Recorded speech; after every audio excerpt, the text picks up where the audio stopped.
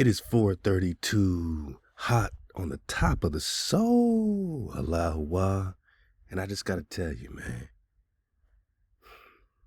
beneath the ice, there's paradise.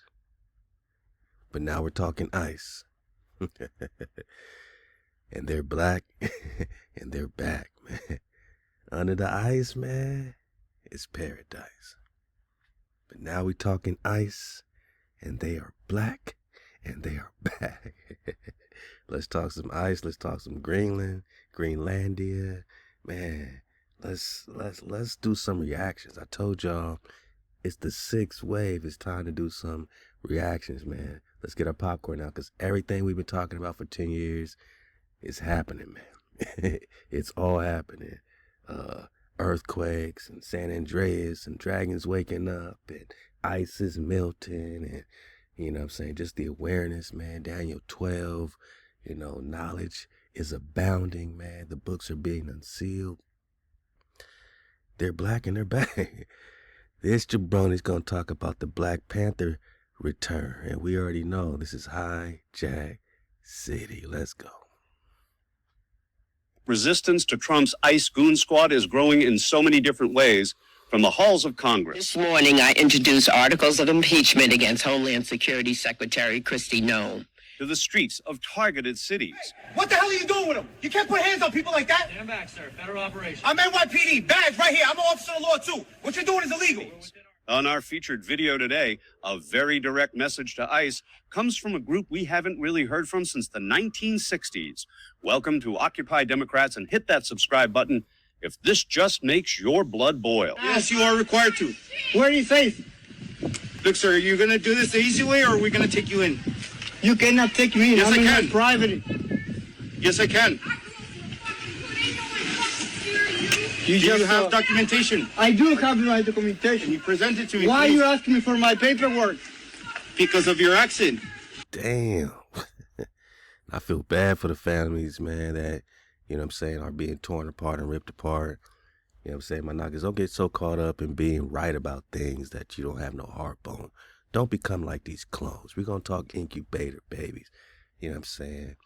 Yeah, you know, as we awaken to having not just the claim, but the right, the birthright to the promised land, as the Ibaru, the Ibari, the Quivera, in Kalalus, in India Superior, Ania, right here, so-called North America, America, South America, the whole earth plane. We understand Prester John and King David is the king of the entire world. Yeah, you know, things are unraveling. And I feel great to be returning, but I don't feel great, you know what I'm saying, to some of the collateral damage, you know what I'm saying, some real good folk, you know, real good-hearted people that are really, you know what I mean, you know, being pumped with the same, you know, terror and fear and all the stuff that we've been going through as Nagas, man. So I don't wish it on nobody. I don't wish jail on nobody. But some people need to be there, though. You know, some people need some straightening, man. But hey, man, you know what I mean? So we got a big heart, you know, Drop Nation, you know what I'm saying? So-called Negroes, you got a big heart, man. I know you feel some type of, you know, pain when you know, feel people getting jammed up. But they acting like the Black Panthers is going to come save them. It's crazy. I.C.E, you have an accent too. Where were you born, sir? Where were you born at? Put your hands behind your back. Yeah, well, the puffed up pseudo tough guys in ICE might just want to think twice about showing up in Philly anytime soon, because in our featured story today, well, we're going to show you the badass reception they'll get from a resurrected group that counts Huey Newton and Bobby Seals among its founders. It's the next generation of the Black Panthers, and it is reforming. Now, wait till you see the message they're sending to ICE. It is our featured clip, a must-see response to this.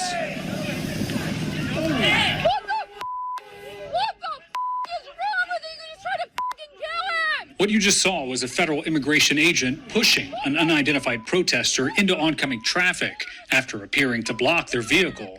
They just fired off a tear gas canister. And here, another violent clash between Border Patrol agents and an anti-ICE protester who appeared to swat an agent's hand away while recording an immigration enforcement operation.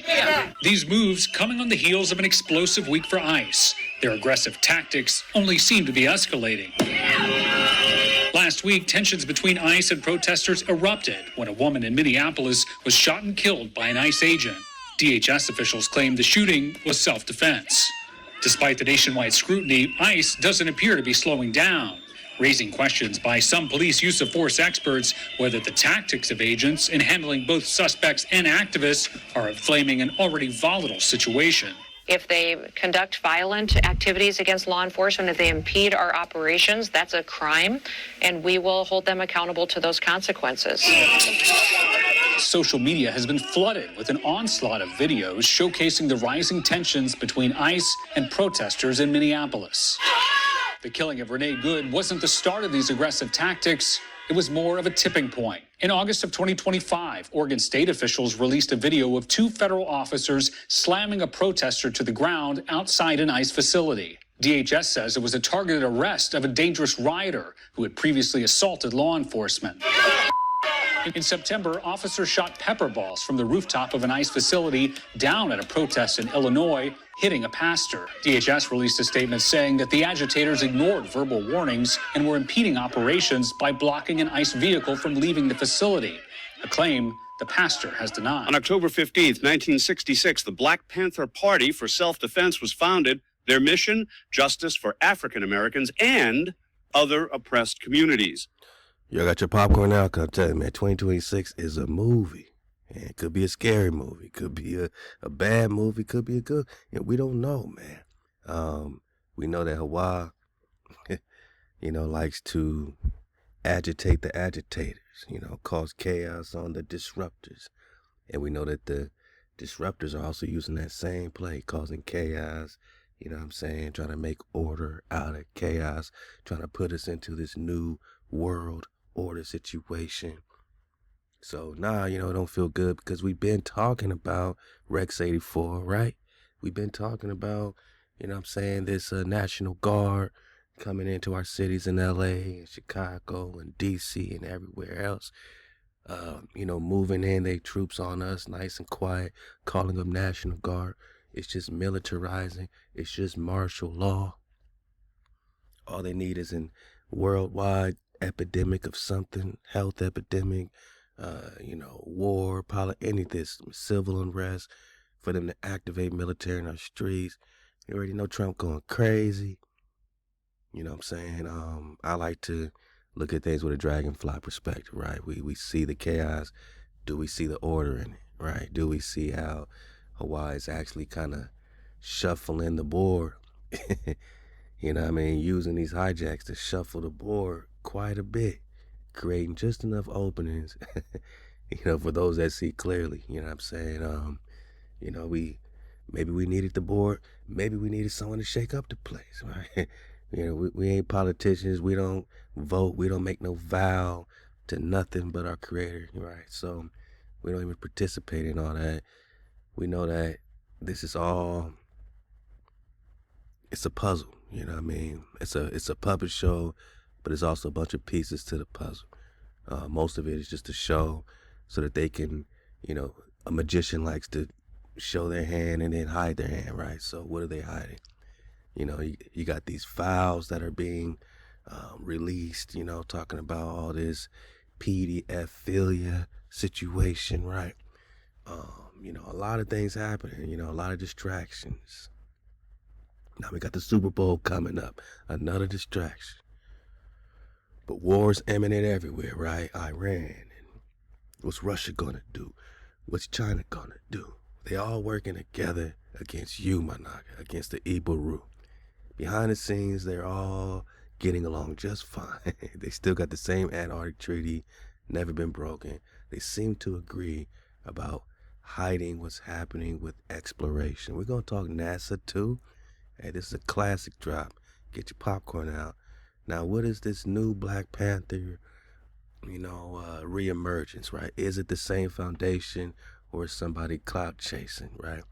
Are they using the name and the fame just to agitate and act like, oh, you know, let's rally up, you know, all these disgruntled Nagas, and then now they got a civil unrest, and now the Black Panther Party, like, is the Black Panther Party like the new BLM, right? Black Lives Matter came, swooped everybody up until we found out who was really running things.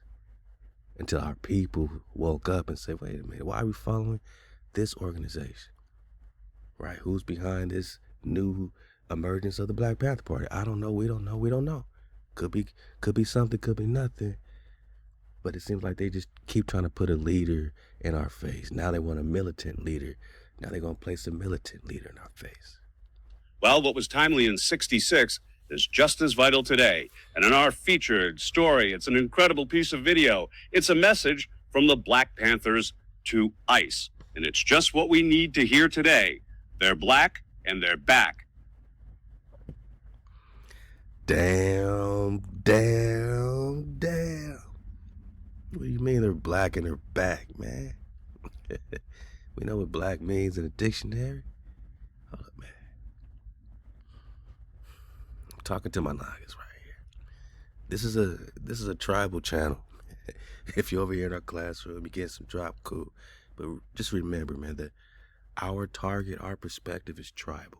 All right, we're always gonna be here to teach our tribe first and foremost. You know, it's all good. We're always accepting everybody. Our people are always accepting everybody. We can't have nothing to ourselves, and if we say it's to ourselves, you say, but that's racist, bro. How about it's us putting us back together? Don't you want us to be whole? We can't be whole without you. That's diabolical. If you think we can't be a whole people without you fitting in with us, like, stop it, man. You know we coming. You know we coming hard. You know we coming strong. The Black Panther Party. I'm just saying, man. To my people, you cozy with these words, but you're still speaking the Queen's English, Anglish, and you're still talking about something calamitous and sullen and atrociously wicked. Horrible.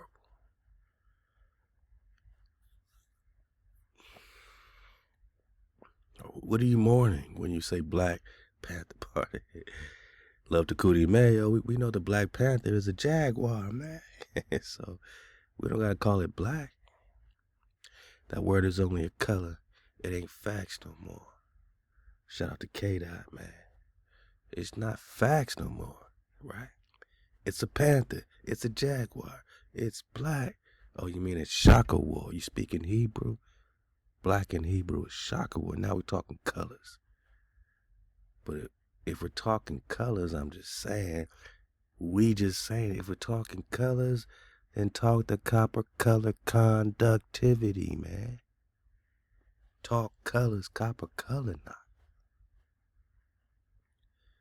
We are indigenous because we are found here. So back to the ICE situation, right? We finding out real quick, oh, you can't deport these Nagas. They're not from Africa. If we were from Africa, you just deport us to Africa. Or you say, oh, no, we can't ship the slaves back home. Wouldn't that be like ideal if we were actually African? Wouldn't the African community be down with that? They'll be like, yeah, bring our brothers home. Bring our sisters back home. Be not by force, because if you ship this here, we should have a choice. You shouldn't force us back on boats. Either way, you can't ship us nowhere for any of these reasons. But they over here playing with the so-called, Latino, Hispanic community. They playing with the so-called native community, right? They snatching up everybody because they know something possibly. I'm just saying, maybe they know something. Maybe they know who they can find a right to do this to. Now, I know they also are, shipping, our Nagas that are from Haiti or, different areas. They trying to play with, copper color Nagas too. They are trying to play with us too. So we can't act like it's all good and cozy. Either way, it's a military invasion. And if they would do it to the so-called Latino, you already know what they would do to us because they've been active. Hijack City been active. We're not surprised by an invasion, because we've been invaded for a mighty long time. With due meditation. 1452 Papal Bull, right? To invade, search out, I mean, this is like the Star Trek Enterprise, to boldly go where no hijacks been before. To take out all these Saracens, all these Nagas, because they're enemies of Zeus. I mean Christ. I mean Jesus. Let's take their kingdoms, dukedoms, principalities, dominions, possessions, and every good, movable, and immovable. Wherever hell, and reduce these Nagas to perpetual slavery. This is what they signed off on, right? This is what the Pope signed off on. So we are not surprised by the invasion as copper-colored Nagas just found here, but then you take our title of Khan, which means priest in Hebrew, and you give it to any European that decides to be born in America. And you call us African American, and that's why these hijacks are surprised and, even irritated when we say we're not from Africa, we are American. They call us cultural vultures. That's like calling us racist. You coming over here playing with us, we react, and then now we are racist, now we're fierce, now we're violent, when we've been mutilated and genocided on and straight up disenfranchised, and everybody had something to do with it. Everybody had something to do with it, stole our titles, and when we take them back, we don't say no paperwork, but we take them back by claiming who we are. They say, oh, these blacks think they're everything. These blacks think they're the copper color races that were found here, boss. These blacks think they're the real cons. These blacks want our titles. Yeah, because you hate these blacks just like the whites hate these blacks. All y'all hate these blacks. All y'all want us to be in a mournful, calamitous state. Dismal and atrociously wicked and horrible. Y'all want us to be in this state because you benefit by us calling ourselves this wicked curse, right? This spell. You take our Native American title. I mean, Moses is Moshe. The Moshe Khans are the Mexicans. The Mexicans are the Mexicans. They are also so-called black. I mean, copper-colored races. But you would rather us call ourselves black so you could take the Mexican title. They would rather us call ourselves black so they could take the American title. But an American is a native. A native means produced by nature, man.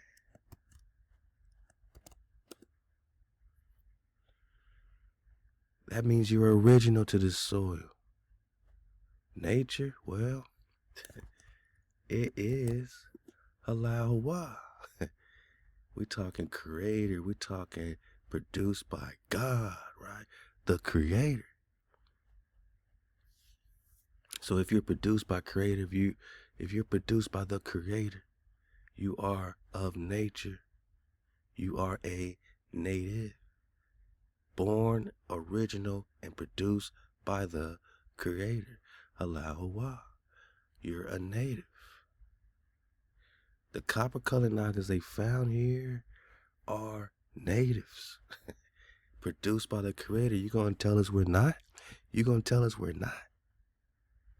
We're African American.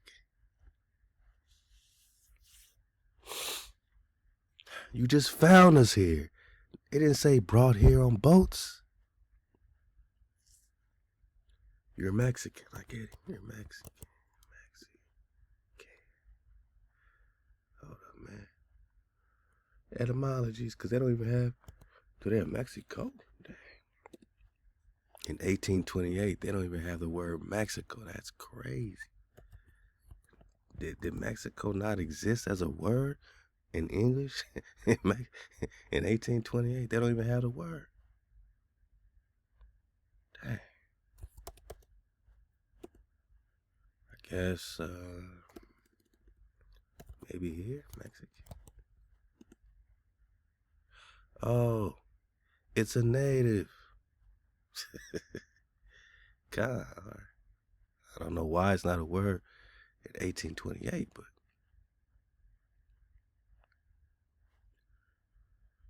still a native.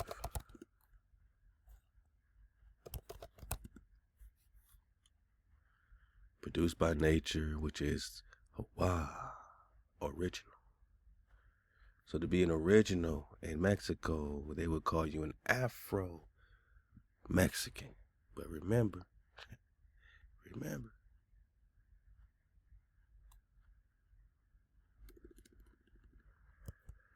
Afro, like Africa, Afro.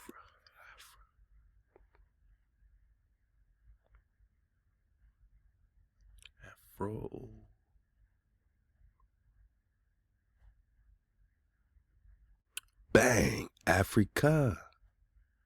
African land, Libya, right? Yeah. Let's get to it. Derivation from Phoenician, cognate, Arabic, afar. Dust, earth is tempting. Hint, hint. Anytime they tell you it's tempting, you better go there. They can't say it, but you can, right? So the Afra comes from afar, which is dust, earth. So to call you African is to say you're of the earth, of the dust, no matter where that dust and earth is. See what I'm saying? This is not specific to an orientation, just like India just means the people in Dios, India, in Dios, or in God, Dios, God, the people of God, right? Back to the nature, back to the people of the Creator, original. Okay. So I'm just saying original, man. You know, to be a Mexican, right? You have to be original to that land, originally. We're not talking about no migration. I'm talking produced by nature, produced by the Creator, connected right here. To be an American, we're talking about being found here, originally, not a migration. And when we get to talking about Greenland and the local Greenlanders, they feel like they're native, but they're all migrating in 1600, 1700, 1800. You know what I'm saying? Like, we're talking about original Greenland before the ice. Greenland. It's still copper colored knockers found there. That could be. Remember our Greenland Atlantis conversation. We gotta get back on it, man. But that could be Atlantis under that ice. Trump's gonna call it rare earth, but he's gonna throw it out there like, yeah. I hear people saying that we want to go to Greenland because underneath all that ice is rare earth. And, it might be 200, 300 feet under, but, they're saying it's rare earth. It could be rare earth, but that's not why we're going there. We want to use it for military strategy. Yeah, but if you're finding rare technology, that is military strategy. It's all the same thing. They're talking in a forked tongue, but Trump's going to talk about Greenland and say rare earth right in your face. I'm saying if you listen close enough, they got to tell you the truth. And he just said, what, man? They're black and they're back. And it's just what we need to hear today.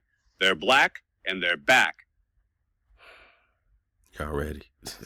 And they mean business. No ICE agent ever run up on me. I guarantee you they won't. I'll put a hole in their chest the size of a window. Come on, man. You talking super spicy, expecting all these knockers to come out their home and jump behind y'all, talking super spicy without a plan, just stand there. I got a gun bigger than them. You need something bigger than what they carry. You know what I mean? You talking real spicy without giving no knowledge and really saying what y'all really up to, y'all doing something positive for the community?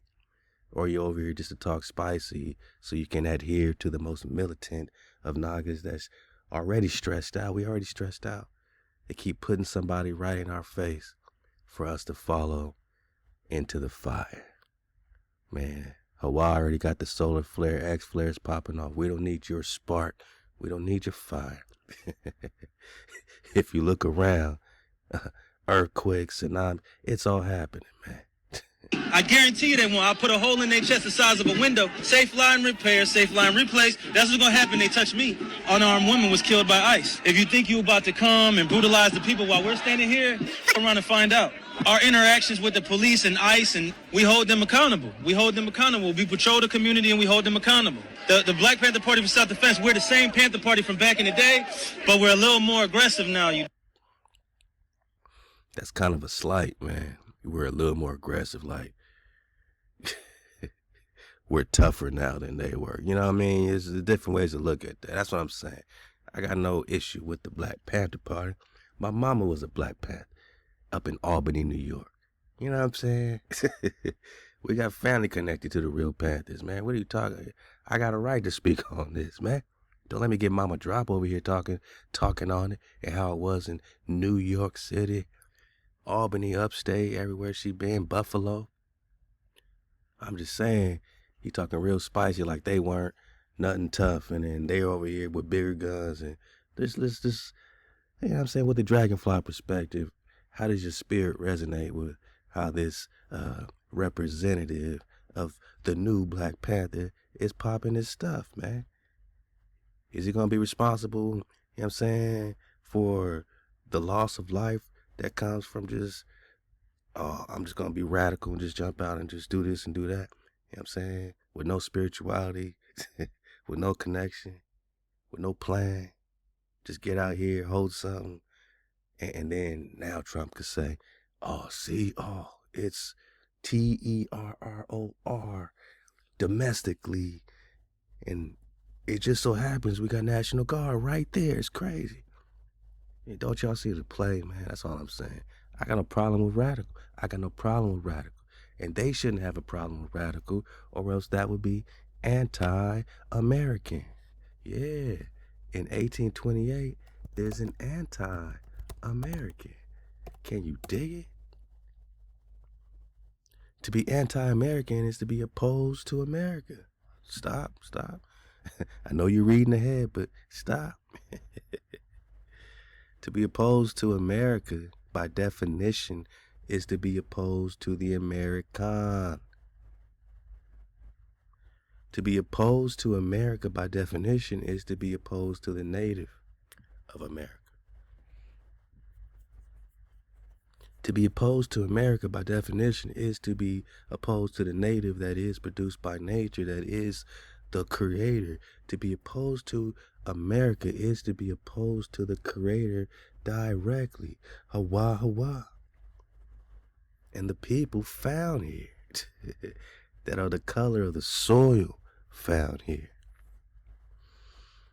And all across the earth plane, the people look the same copper color originally. And if you don't like it, man, then you're not here for truth, man. You're just here to find a way to fit in and graft your way without saying you're trying to graft your way. I don't have to graft into anything. I am that I am. Be wary of those that must graft into your tree, your family tree, your movement, your flow, just for their own egotistic, or self-worth, their own purpose, man. Like, are you here for the copper color races found here, man? If you got any other flow than to connect these Nagas back to their roots, right? Back to their HaWah, to their code, to their tribe, to their land. If you're not here for this, you ain't Drop Nation.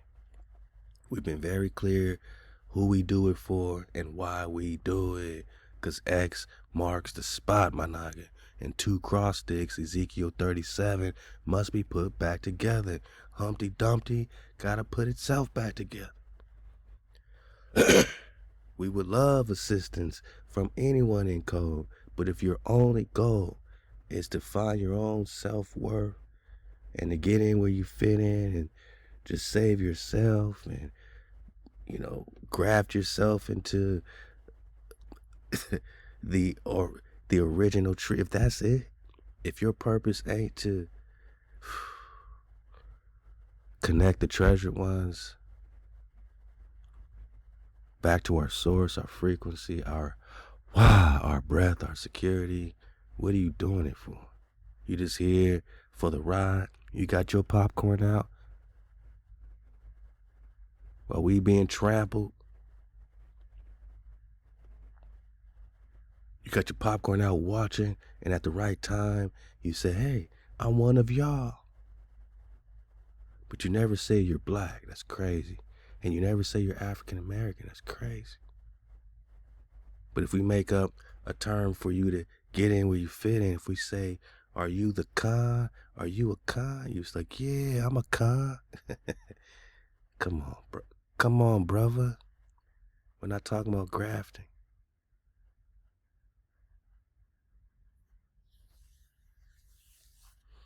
Are you a Ibaru, a Hebrew? Are you from the loins of Dawood? If you're not, cool, but remember what we do it for. This is a tribal conversation. Do it for the cons, you'll be Baruch, you'll be blessed. Do it for yourself, you'll be left. At some point, you'll separate. You'll be shaken off the tree.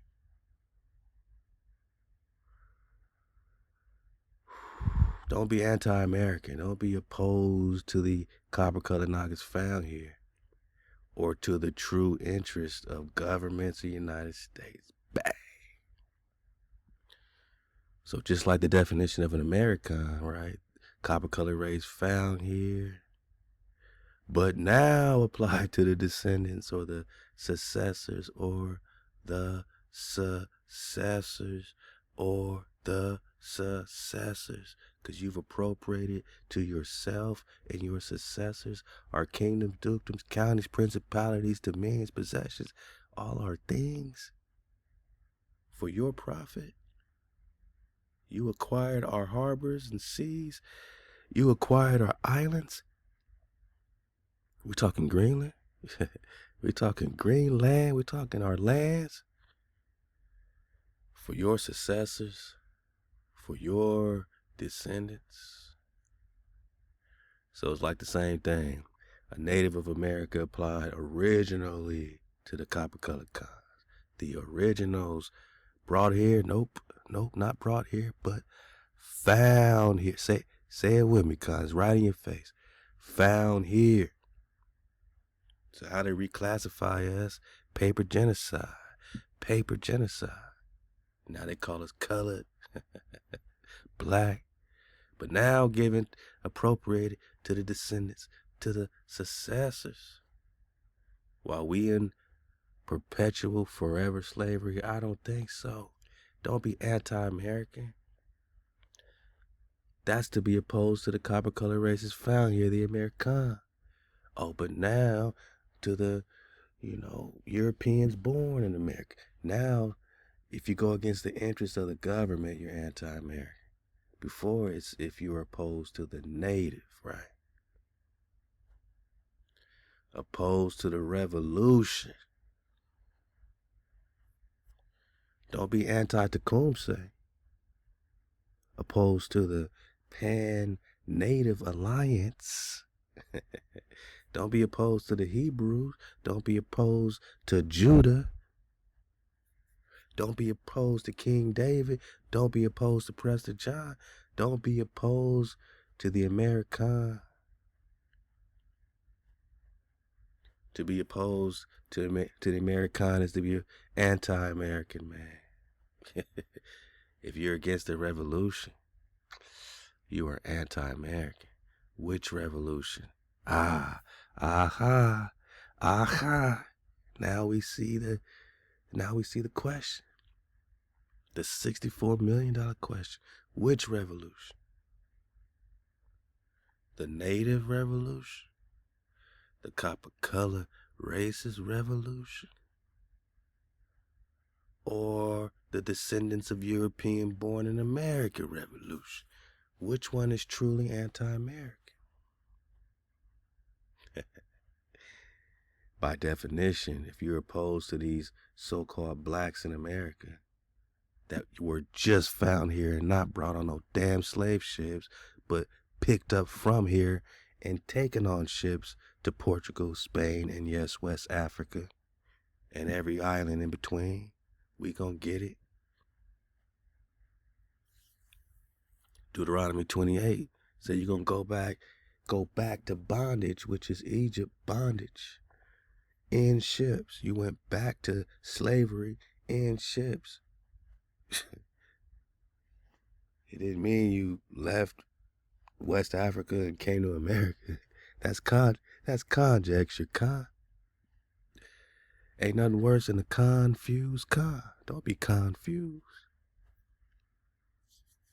They picked us up from here because they just found us here and brought us over there.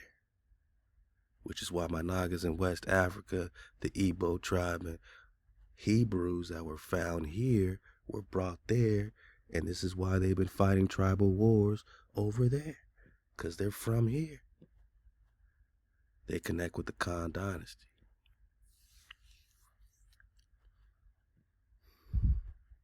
Don't be anti-American, man. I'm black, and I'm back. The Black Panther Party from South Defense, we're the same Panther Party from back in the day, but we're a little more aggressive now, you dig? Carry bigger guns, and we don't take places where there are a lot of immigrants at. I think that the community around them needs to take special care to them, and needs to start escorting them to and from everywhere to make sure that they're safe. Because them ICE agents ain't going to act like that if it's a bunch of people standing outside with assault rifles and shotguns. It's a semi-automatic shotgun. That means them shotgun shells that shoot out of a pump, they shoot them rapidly. Come on, brother. We're not anti-revolution. We're not anti-American, right? But come on, brother. You're talking mighty spicy about rounds of ammunition to a government. I don't know if that's your play, you know? I think you're going to need nature, the creator, to get out of a pickle where everything's been stolen, right? Like, what's your end game? You trying to take over that street? Or you trying to end perpetual slavery? Again, we talked about this before, man. Dangerous freedom or peaceful slavery. And I ain't no homeborn slave, so I'm always going to be about change. We're always going to be about change, man. I mean, what is a revolution? What is a revolution? Revolution. A rotation, circular, okay. Something's changing. It is a rotation, okay. Entire change. That's what I thought. That lines up with technological singularity and how they believe that there's going to be a point where AI and all this technology updates itself and creates an entire change, a revolution. But their revolution ain't our revolution. Our peace ain't their peace. Their treaty of peace and friendship got nothing to do with peace on the Shikwamagwa Cherokee. Ain't got nothing to do with ShaLaWam, Shalom on the Ibarus just found here on Dragon Canoe and Tecumseh. This is a different revolution, King James and them. Yeah, we're going to talk King James. We're going to talk Barbados Penny. I'm just reacting to stuff, man. My bad. My bad, man. Anyway, he's talking spicy. They saying they black and they back. I'm saying dodge all hijacks at all costs, including this one. Let's get some of this speech. I got a lot, man. We got a lot to talk about, so I'm going to be belly flopping again, man. We back. We Copacons and we back. Let's go. Would you like me to say a few words of Greenland? I was going to leave it out of the speech, but I think I would have been reviewed very negatively. I have tremendous respect for both the people and the people of Denmark, tremendous respect. But people of Greenland and the people of Denmark, tremendous, been reviewed very negatively. I have tremendous respect for both the people of Greenland and the people of Denmark, tremendous respect. But every NATO ally has an obligation to be able to defend their own territory. And the fact is, no nation or group of nations is in any position to be able to secure Greenland other than the United States. We're a great power, much greater than people even understand. I think they found that out 2 weeks ago. Yeah, my bad. I was just getting it from the top. But so his whole rationale to invade, to continue to invade, like I'm just saying, once the Pope signed off on this, you know what I'm saying, in 1452, here comes Columbus, 1492, and they been invading ever since. Now he trying to get into Nigeria because some Christians is, you know, having some issue there. He gonna come save the Christians, and if Nigeria don't want to come in, don't want to let him come in, he's gonna make it bad for Nigeria. We got that. Go get our Patreon. We're gonna keep this reaction flow. We're gonna keep our popcorn flowing on Patreon. Make sure you in there. The water for our $3 a month members, and I appreciate all y'all. Eventually, it will be $14 a month to be in the David Flame Chamber. And in the David Flame Chamber, I'm about to be flaming these hijacks, man. So, you know, make sure you get it right now for still $3 a month. And the water, my knockers, because this is where a lot of our reactions will be, because stuff that they won't even let us rock with on YouTube, man. So, the water to the Patreon cons. Click the link below, get up in the David Flame Chamber, man, because they've been coming after these non-Christians. So, damn, just think about it, man. If you ain't down with their Christ, and Christ just means anointed, so whoever they choose to be their anointed, Zeus, Jupiter, Jesus, Jesus, Zeus, right? So if you ain't down with Zeus, which is their anointed, they get to seize everything. They get to seize everything in Africa, Nigeria, right? And the new world, right? America. Whew. And they get to invade you. Search out, capture, vanquish. Look, man. So since Greenland is another native, natural, you know, habitat, especially before the ice, and there's a lot of, you know, theories about when this ice was put on Greenland. Is it part of a magical spell to hide Atlantis? Is it real ice, fake ice? You know, who's hiding what? What's underneath it? Is there any rare earth underneath it? It just seems like his whole reason to invade is so they can secure it before China or Russia secures it. But what are they really securing, right? We always know it's technology connected to their invasions, whether we're talking Afghanistan, Iraq. They're always looking for technologies, man. What is he trying to secure? And if we know they all work together, then there's nothing really for them to fight about. He's just using it as an excuse to get up in it. And he's going to mention rare earth. Listen closely. He's going to mention rare earth. Venezuela. We saw this in World War II when Denmark fell to Germany after just 6 hours of fighting and was totally unable to defend either itself or Greenland. So the United States was then compelled, we did it, we felt an obligation to do it, to send our own forces to hold the Greenland territory. And hold it we did, at great cost and expense. They didn't have a chance of getting on it, and they tried. Denmark knows that. He talking super spicy, man. This nigga crazy. We literally set up bases on Greenland for Denmark. We fought for Denmark. We weren't fighting for anyone else. We were fighting to save it for Denmark. Big, beautiful piece of ice. It's hard to call it land. It's a big piece.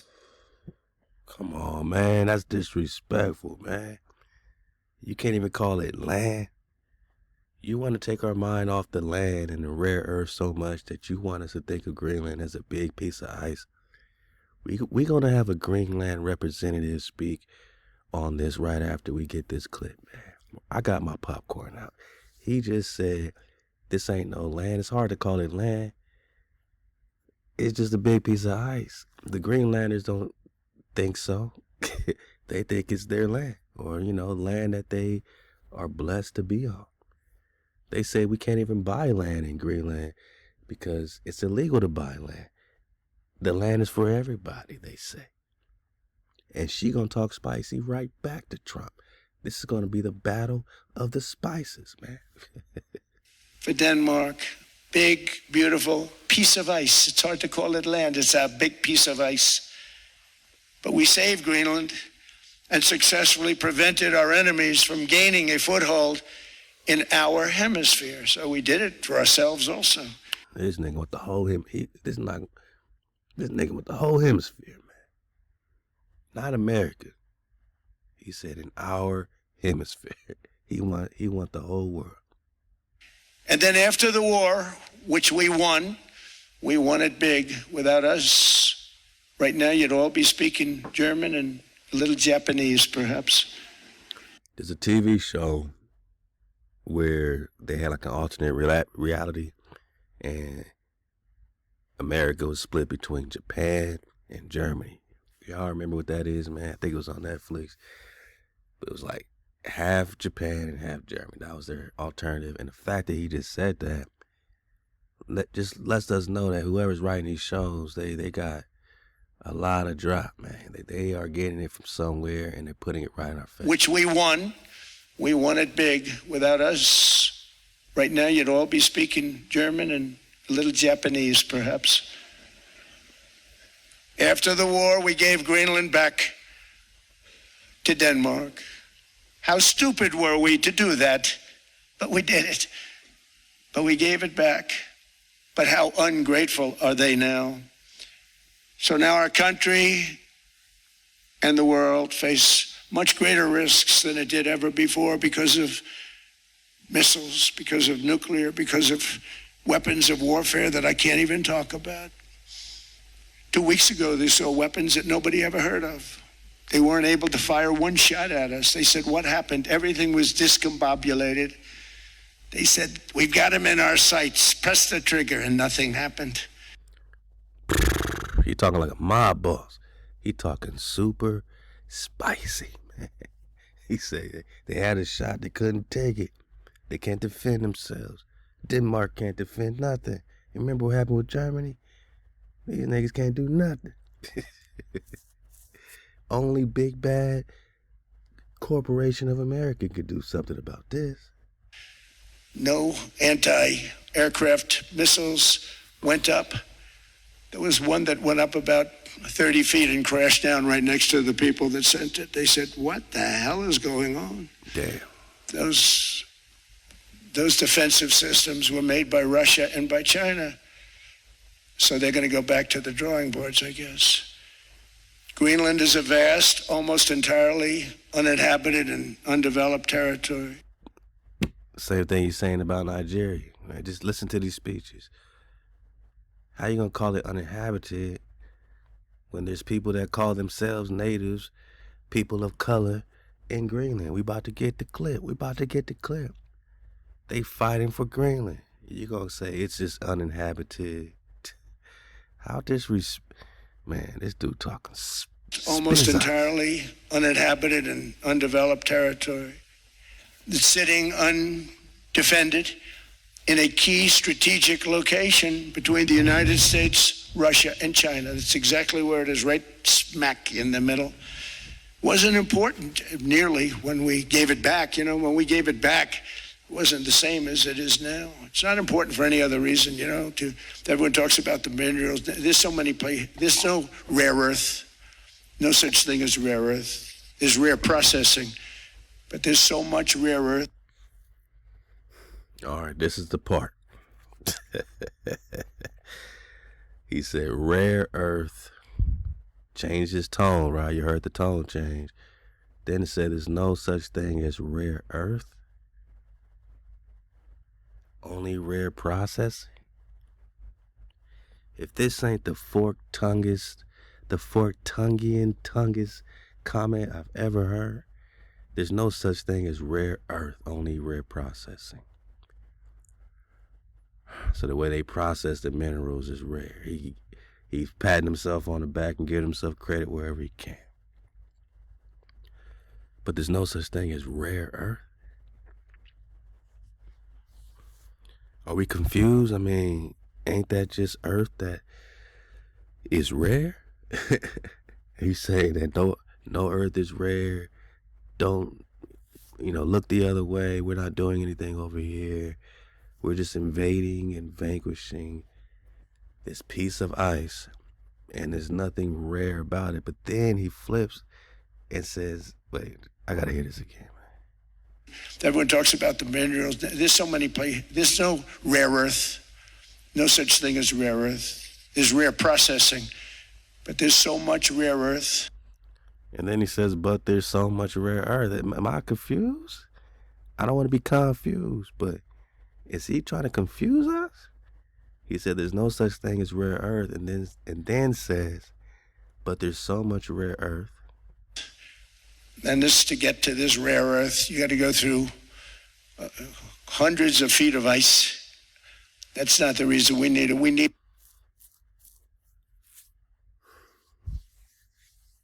One more time.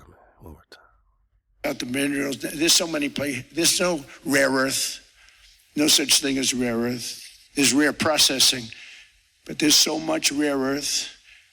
And to get to this rare earth, you got to go through back. When we gave it back, it wasn't the same as it is now. It's not important for any other reason, to. That's like saying, a teenage boy, he's studying.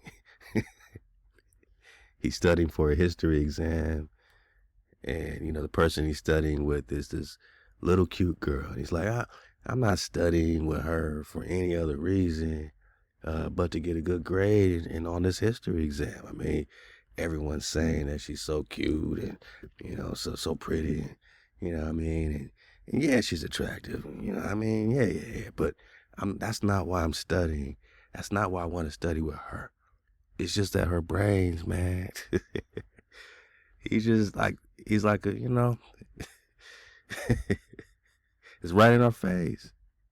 Am I tripping, man? Y'all let me know if I'm overdropping.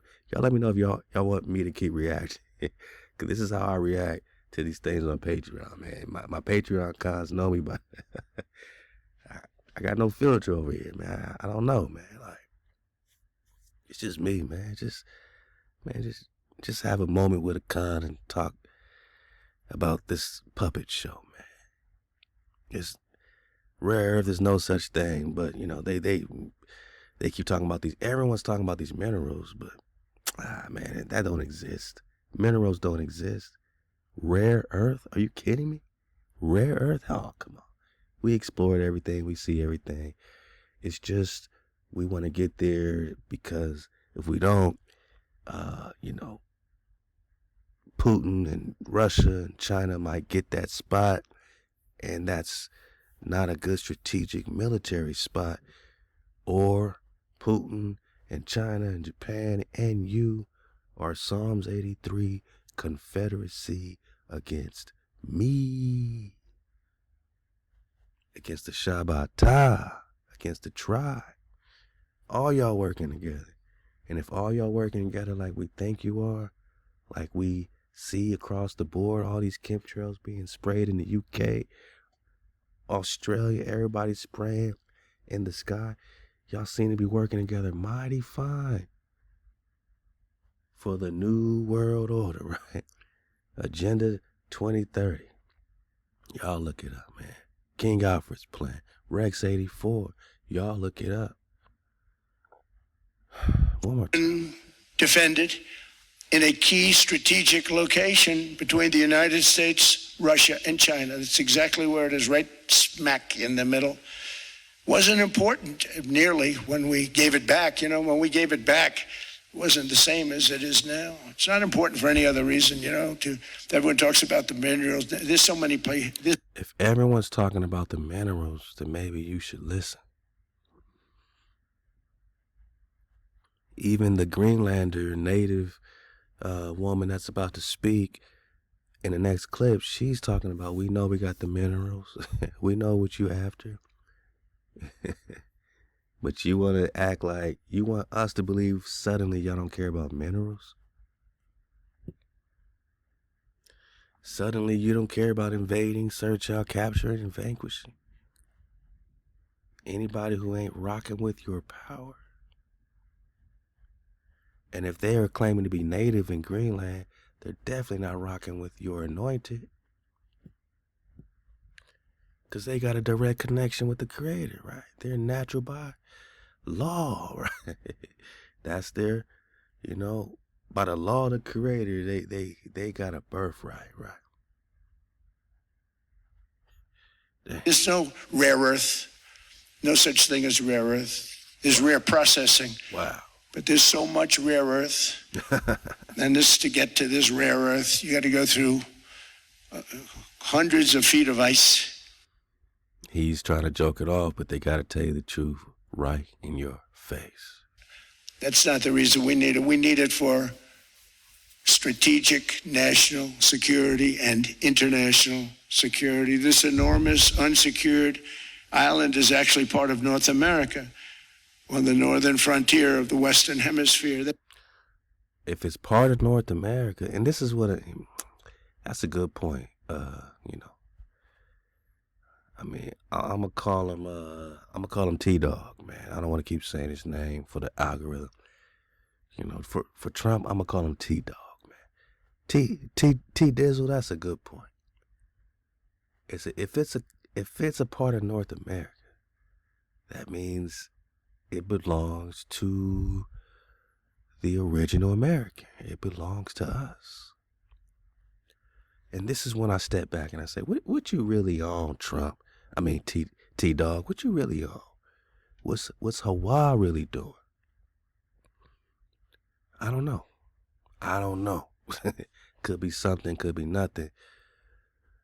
But maybe it's easier for us to connect to what we need to connect to in Greenland if it is under the jurisdiction of the corporation that one day is going to have to give us all our things back anyway. It is a great jubilee, man. 70th Jubilee 2026. Maybe this is just a move on the chessboard for whatever technology or whatever is about to be revealed in Greenland. Because if it is under the jurisdiction of Denmark, maybe it's harder for the cons here to reach or connect to. But maybe, hey, if it's under the corporation, we can get direct flights there, and we can buy land there. I mean, who knows, man? But again, the land ain't for sale. Maybe the land's just gonna be given back to the tribe. How about that? How about we get our birthright back? Whatever they are talking about, minerals belong to the copper cons, not the tenants that have lived there for a couple 100 years or whatever migration. But the copper color races found here, if Greenland's American, right? Okay, I'm just saying. India superior, man. India superior, man. Right? HaWah.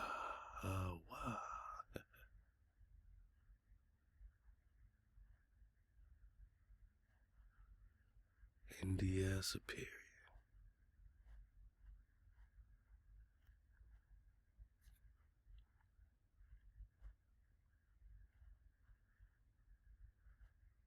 Yeah, man, India superior, right? You don't see no North America on this 1548 world by Ptolemy Gestaldi map, man. India superior. Columbus wasn't lost. He came to India superior. Cathay is China. Tangu. This is where Prester John and Genghis Khan had their battle. La China right here. Right. We know there's a Kapangu, which would be right in between Florida and the mainland, man. Kapangu, the real Japan, would be over here. So We done seen all the maps. We done got all the drop. Kapangu right here, in between Florida, is the real Japan. So they took it off the map. Con.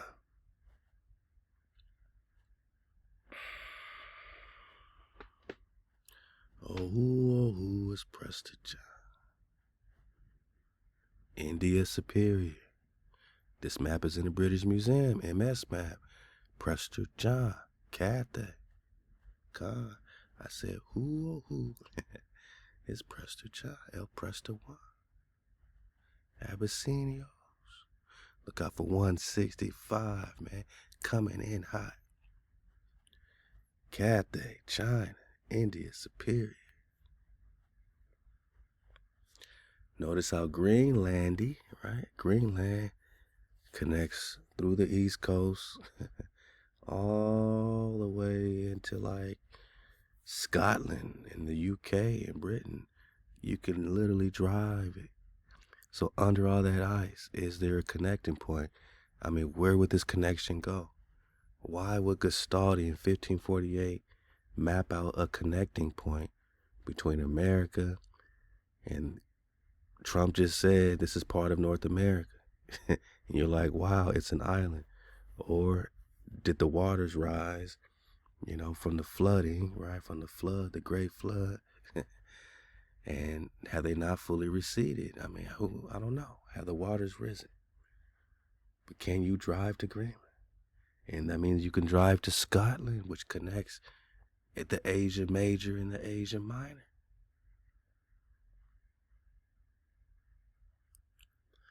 Let's check out, is this why Greenland's important? If someone else gets this territory, they basically can drive in, especially when the ice melts. They said, oh no, the ice is melting. We're about to get some of this Antarctica ice. They said the doomsday glaciers. But what's happening, man? Like, David Rumsey.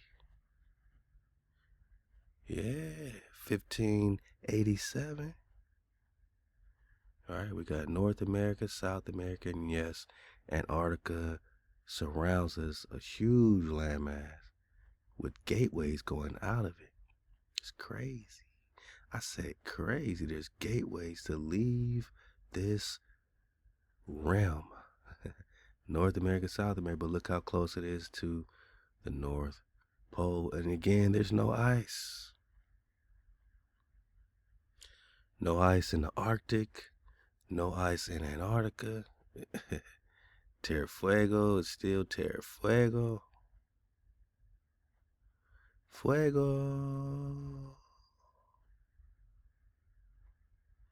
Fuego still Fuego. Terra Fuego. But they make it a little stretch here. Terra Fuego is still Fuego. Terra Fuego means hot, man. And there's volcanic activity all throughout this. But when you pass Peru, Mexico, America, where's Greenland, right?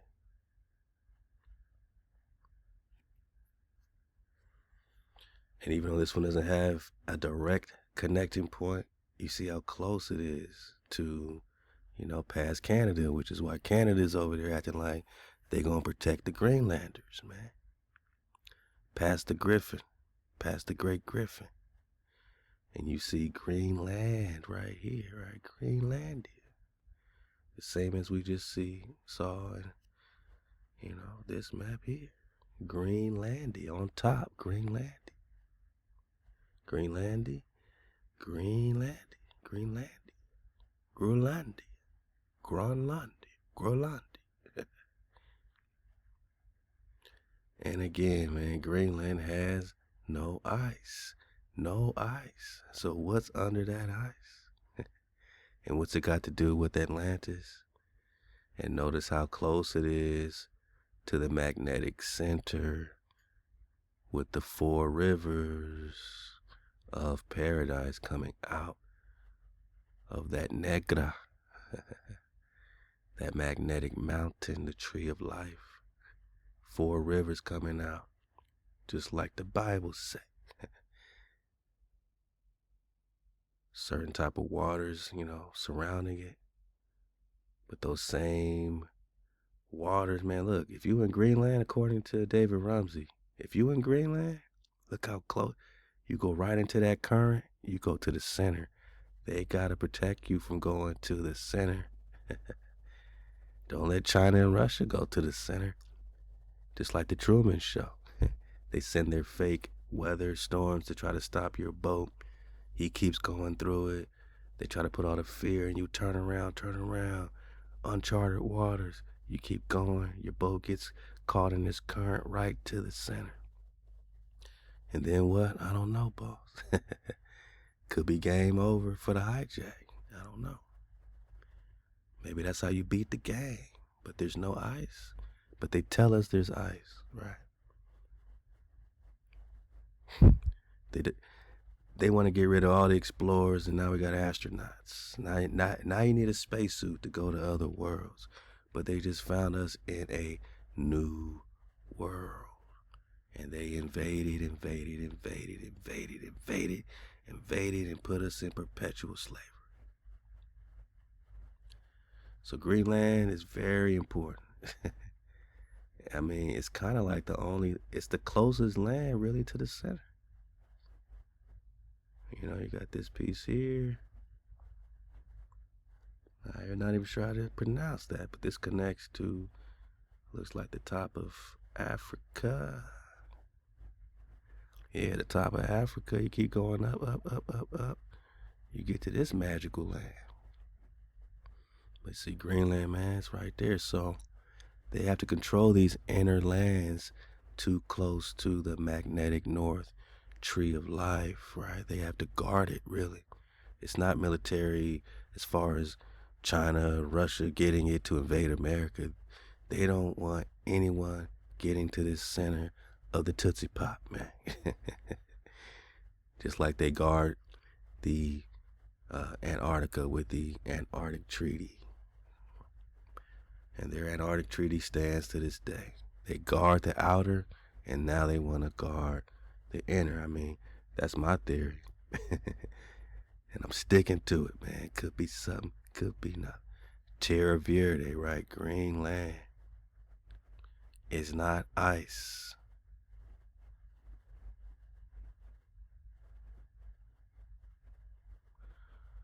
Drogia. You think this is play, man? All these lands are mapped out. No ice, man.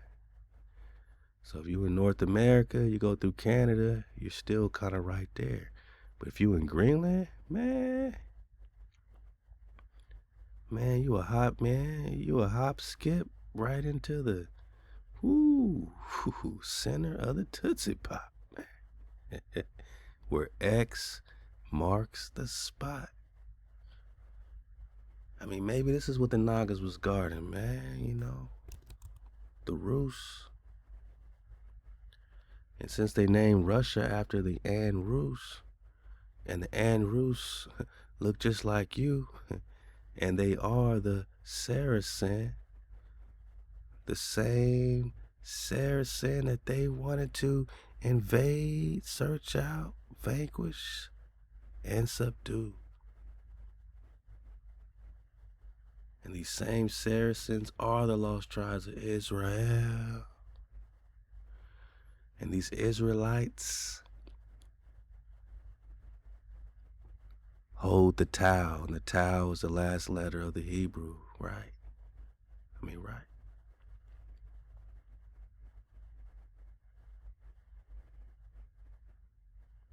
Last time that I checked, in the ancient Hebrew, the last letter is the Tau.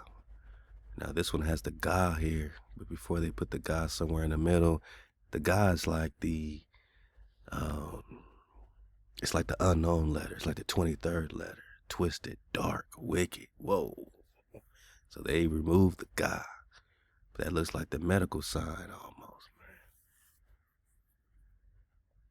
man. We got to research this Ga, man. But on most charts, right, the Tau is the last letter. And it means the mark, the sign, the signal, the monument. The mark, the sign, the signal, the monument. X marks the spot, Ezekiel 37. You know, HaWah has, Ezekiel have 2 sticks, right? 2 cross sticks. One for the northern tribe, one for the southern tribe. He puts it together for the whole tribe. The tribe comes back together. The northern and southern tribe unite. The Nagas unite, man. Red and blue unite to make purple. Purple is the crown chakra. You know what I'm saying? The crown energy center, the pineal gland, pine cone. The wakey sauce, man. That's where X marks the spot. That's where X marks the spot. Where wisdom is the conqueror of fortune. It's a Saracen's head, but these are the Saracens that they wanted to invade. They've been against the Saracen for a mighty long time. And what does it have to do with guarding the X, right? Where X marks the spot. And what's it got to do with Greenlandy? And who's the real guardians, right? Of the Greenlandy. Yeah, okay. I'll leave these links for you, man. But you see, he's talking spicy. But she's talking spicy. A Greenlandic politician. She calls herself a person of color. And, you know, I think she's trying to speak for the Naga. Let's go.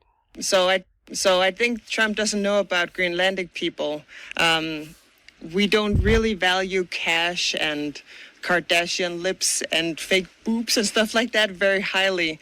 Actually, you cannot even own land in Greenland. You can get an allotment for your house and then you own the house on top of the land.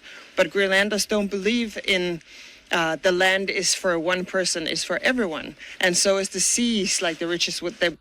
So who's holding the land? I mean, I hear what she's saying, but it also seems like a double-sided ploy for someone to really own all the land without selling any of this important rare earth. Remember, rare earth to anybody, especially that's not original, native, produced by nature. You know what I'm saying?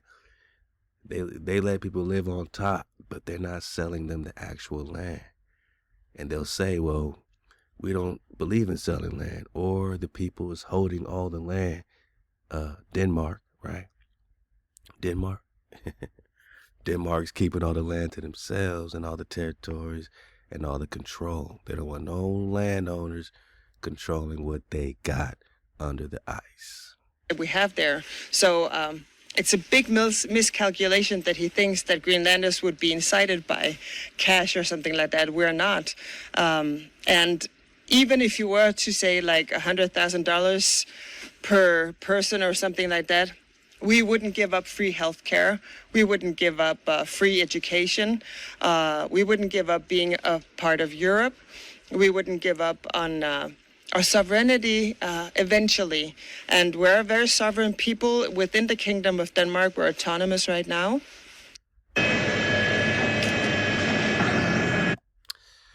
I hear what she's saying, you know what I mean? But she's basically saying, well, we'll choose Europe. We'll choose Europe, right, over our connection with the Americas and Americans. I hear what she's saying, but she's also playing into the European mind state or point of view. And I get it. You don't want to be a part of the corporation and you see them invading over here and you're trying to get away from that. But the originals, right? The naturals, the natives know that they have a connection with the American copper-colored Nagas right here, found here. So they wouldn't be trying to push away from America like she is politically speaking, right? She's not including the so-called blacks in her train of thought. She's going to call herself a brown person. And by saying brown, you're connected to the political brown. The political brown means the Hispanics, Latinos, they're the brown, and we're the blacks. They get brown, we get black. How about that? Hey, Dizzle Fitty, man, when you look at your skin, do you see brown or black? My jigger, man, top battle.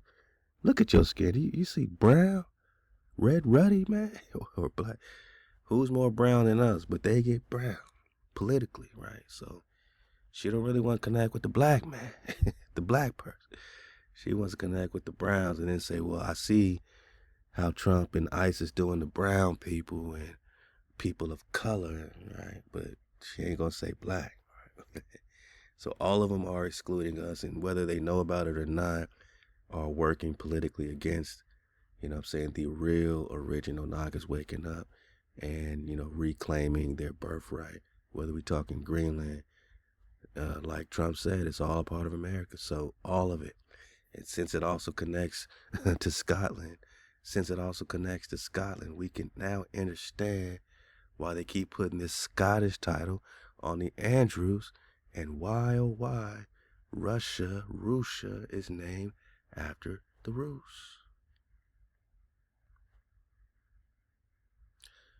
Even through the Straits of Anion connects directly with the Rus and Russia, right? And this is all the same tribe, whether we connect Greenlandia over here or Russia over here. All of them are the same copper-colored Nagas found here. The same lost tribes. The found tribes, because you found here, right? The same Saracen that they are invading. And want you to be in perpetual slavery and call yourself black while they take the title brown. They take the title WHITE when they're really WIGHT. They take the title native. They take the title of American. They take all the damn titles. They steal the con. But you were just found here.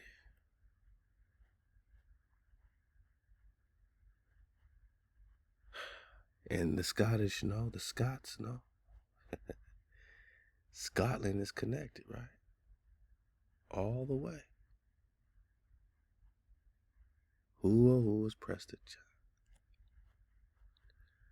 Scotland is connected. Ireland is connected. This is why Benjamin Franklin said all these people are swarthy. Are they brown? Are they black? Hey man, we dodging all hijacks. Like the Americans are, see how greedy they are. They're even trying to shoot their friends or invade their friends just for greed. And we know that there's minerals and oils possibly in our underground. Rare earth, what? Their friends or invade their friends just for greed. And we know that there's minerals and oils possibly in our underground. And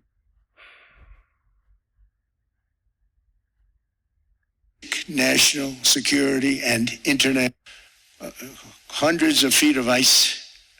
That's not the reason. There's rare processing, but there's so much about the minerals. There's so many places. There's no rare earth. No such thing as rare earth. So there's no rare minerals in the ground? Anywhere on earth that is rare? You gonna look at us and tell us to our face? Stare into our eyes? And say to our face bone that there is no rare earth hidden and pristine under the ice? No minerals? There's rare processing, but there's so much rare earth. And this But then he says there's so much rare earth. See, this is what I'm talking about, man. wasn't important nearly when we gave it back. You know, when we gave it back, it wasn't the same as it is now. It's not important for any other reason, you know. Everyone talks about the minerals. There's so many places. There's no rare earth. No such Everybody talks about the minerals. thing as rare earth. There's rare processing, but there's so much rare earth. And to get to this rare earth, you got to go through hundreds of feet of ice. Got it. Got it, boss. that there's minerals and oils possibly in our underground, shoot their friends or invade their friends just for greed. And we know that there's minerals and oils possibly in our underground, and that's worth so much more even than that. But even if we didn't have that, we would still not be bought.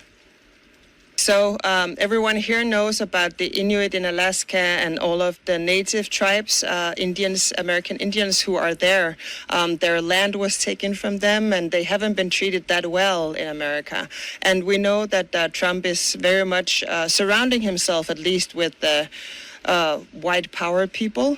And we are not white, as you can see. We are of color. And so we know. She's speaking greasy, man. I mean, you know. She's saying, look, man, y'all on your white power stuff, man. We know when they say white, they're talking one thing and one thing only, man.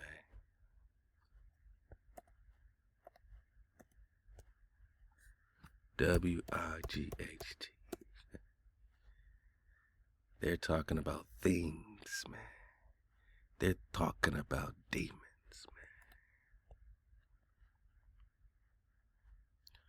White power means demon power. We're not talking about pure. We're not talking about light, right? Because real white, I mean, we are white when we have the light, right? Pure, unblemished. Like those sheep and, you know, goats and rams, you know, that were sacrificed on our behalf for our sins when HaWah allowed us to sacrifice an unblemished goat or lamb, you know what I mean?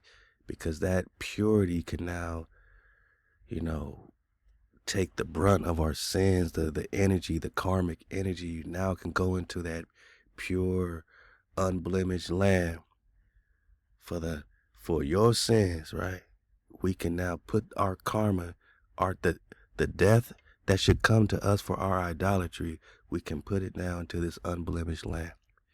That was a cheat code. That was a hookup until we just started slaughtering a bunch of unblemished lambs because we had so much sin. HaWah said, I don't want to smell it no more. That's not savory. That's just death. Y'all just sinning and killing. That is vanity. Yeah, but when they say white, man, they're talking about the light. I mean, what is it? Let's get the etymologies, man. When they say WHITE,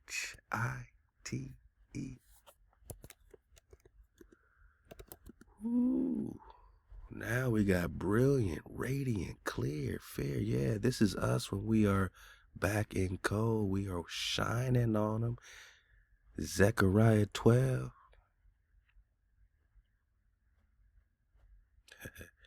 Yeah, we ain't talking about demon supremacy. White. We're just talking about shining, man. You know, white is a light. White is a light. You know what else is a light? Remember, man, white is a light, right? White's a light. Just rock with me.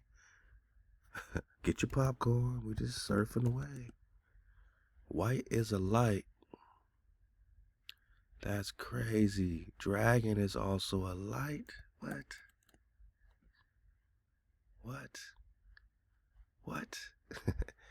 White is a light and dragon is a light. Can we say that a dragon is white? Yeah. Do you see the light? And when they took your dragon, they took your white, and then they claimed the white title because they have your light, your sight. Your sight is paralyzing when you see right, when we see clearly. I can't make this stuff up. White is light, man. Con. Okay. We shining on them. But this ain't them, you know. This ain't them. Their type of white ain't our type of white, man. You know. Nah, man. It ain't that type of white power. We got the light. Our rights probably would be taken away. And we also know that we're very good as we are together with Denmark. As mentioned before, we have free healthcare, we have free study. Whatever you want to study, you can do that for free. And actually, government will give you money to study. So while you're studying, you're getting a grant from your government. So all of that we wouldn't trade for, like the welfare state, we wouldn't trade for anything in America. But also, you have to remember, a lot of Greenlanders have family, like their mother or father or grandmother or grandfather who's Danish. We do have a 400 years history together or more in terms of being interconnected in that way. So, and we're also seeing a lot of protests in America right now that is unsettling with the ICE agents who are sort of going after a lot of people. And from here, it looks like maybe he's going a lot after brown people. And we are considered brown people, as you can see. So, yeah, we would. You wouldn't have to say considered brown if you were, you know, copper color race is foul here, you know. But I know what you're getting at. I'm just saying, like, we don't have to say we considered brown. Like, you got eyes to see or you don't. Like, you know, what color what color do you see? You know? She's like, well, we're considered brown even though we're not the brown, the brown. But now I was gonna say something. Let me back it up, man. She's saying some things though. And we're also seeing a lot of protests in America right now. Also, you have to remember, a lot of Greenlanders have family, like their mother or father or grandmother or grandfather who's Danish. We do have a 400 years history together. Yeah, that part. So we can now kind of trace their roots a little, right? You know what I'm saying? Danish, you know, that's why they connect to Europe. To them, they're European. A 400-year history that puts you back in the 1600s. You know what I mean? That puts you back into these migrations. And so they're saying that most of them can trace their migrations from Denmark. And with all this stuff she's saying is cool, you know, all the health care and free this, free that. These seem more to me like incentives for you to be there. It's like, let's put some people, let's put some stewards on the land, colonies from Denmark, and as an incentive, we'll make things free. As an incentive, we'll healthcare and free studies. Yeah, study your butt off, man. Just stay there because we need people there, and that's why Trump says they're largely unpopulated. All right, he's not even considering them a population, right? She's saying, we here, we native, and this. But it's like, claim who you are. Like, you native. Stop talking about your connection with Denmark, because that's not native to America. That's not native to Greenland. That's another invasion, another colony, but you're going to choose your master. You're going to choose the European master, the Denmark master. You're still choosing your master. Oh, he's a good master, boss. He gives me free health care. He gives me free books, boss.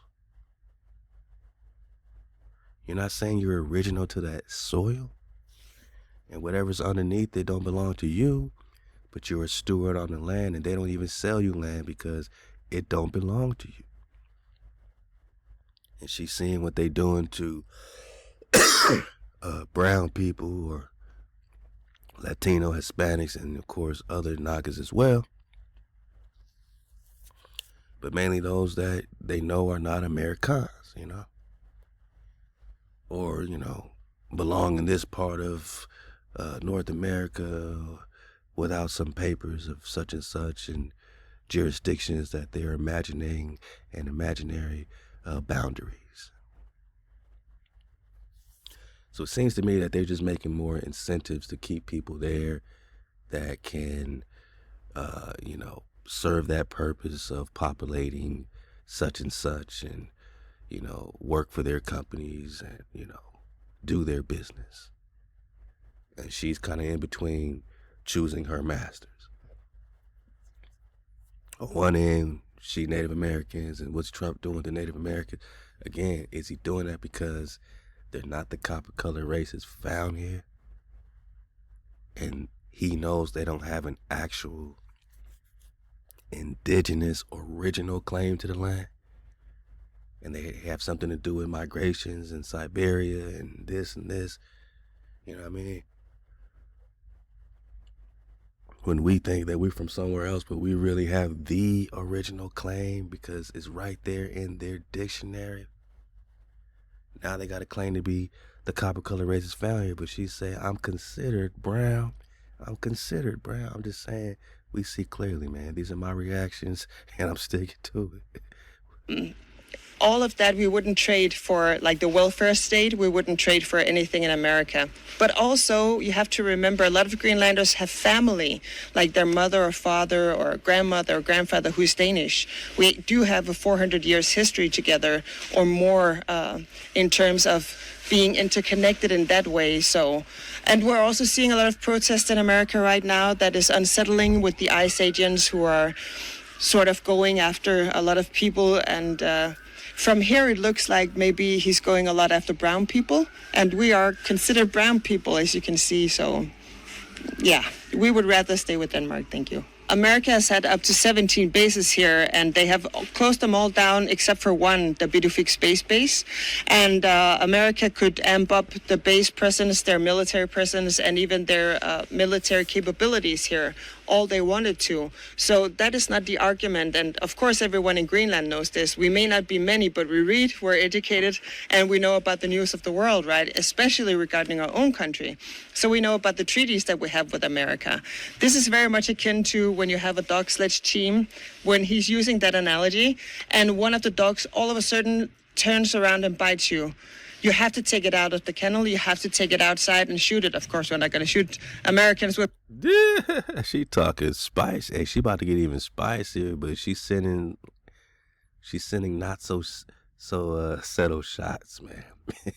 She said, yeah, you got to shoot that dog, but disclaimer, we're not threatening to shoot the corporation, but that's what you would have to do to that dog. We're peaceful people, but you cannot trust that dog anymore forever. America has 10,000 soldiers who are for combat in Arctic society. Finland alone has 35,000. She's talking numbers. She's talking spicy. We also could impose, if we wanted to escalate stuff, we could also impose like dropping all American treasury bonds, right? That would hurt. That would hurt. She's talking economic warfare, battle plan. She's talking spicy. We also have, when you look at France and Canada and all of the allies that are coming to our rush right now, a very big arsenal, actually, of soldiers and of weapons. She's talking arsenals of soldiers and weapons. She's talking weapons. She's talking matter of fact, she's talking greasy. Especially, I mean, America had to borrow Denmark's warship for Arctic seas. So, I mean, it's not a given that America would win here. It's not a given y'all gonna come whoop our ass. We got warships. Y'all had to borrow our warship. Man, she's talking warships. She's talking greasy. We fought alongside America in a lot of other wars around the world because we wanted to adhere to the treaties that we had gone through. But they have seen that some of the street fighting in Syria, for example, has been very, very hard on Western soldiers, right? I imagine it would probably be the same in Greenland. It would be like... She acted like they going to Vietnam. Something else. So... I wouldn't laugh it off, but of course nobody wants war and nobody wants to be invaded. Of course there are bad chapters with Denmark and Greenland because we have a 400-year history. Invasion. Just say invasion. But actually, I also saw a YouTube video that kind of emerged recently that said American soldiers were very bad to some of our people here too in Asuk, which is a small settlement in here. Some of the elders that remember them also said, well, those guys were really not that good. So it really doesn't matter what happened between Denmark and Greenland. We'll figure that out. Denmark and Greenland is fine as we are. We will figure it out. If we want to be independent, Greenlanders should be able to decide that, not with pressure from a superpower somewhere. And we are well aware that if we became independent tomorrow, he would just invade us because he would have no problems with NATO, Europe, everything else. So I think he's banking sort of in a very insulting way that Greenlanders are like stupid, uneducated people who doesn't follow the news around the world, and we're not. It's the exact opposite. Can you be a travel advisor without quitting? She said, we ain't dumb. We got numbers. We got arsenal. Let's get it one more minute. After Donald Trump, even if he invaded us, I think we would exact opposite. We're going to be here hundreds of years after Donald Trump. Even if he invaded us, I think we would just wait him out like bad weather. Everyone here knows that the weather decides. If we get a storm, we may have to hunker down for a day or two, and we will hunker down for a year or two, or even 10 years or 20 years, and then we'll go back to Denmark as soon as Trump and his likes were gone. Everyone wants a peaceful solution. Donald Trump is the only one who seems to want to fight, and I don't even think the American military would want to fight. It just seems crazy and unhinged. When's the last time they fought against each other? Like, publicly for the world to see. Like, we read about it in the history, but when's the last time? You know what I mean?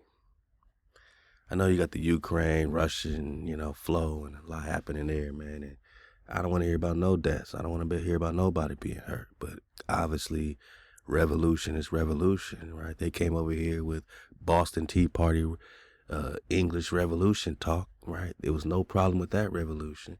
That wasn't anti-American. But now you want to be anti-nature, anti-natural, anti-native.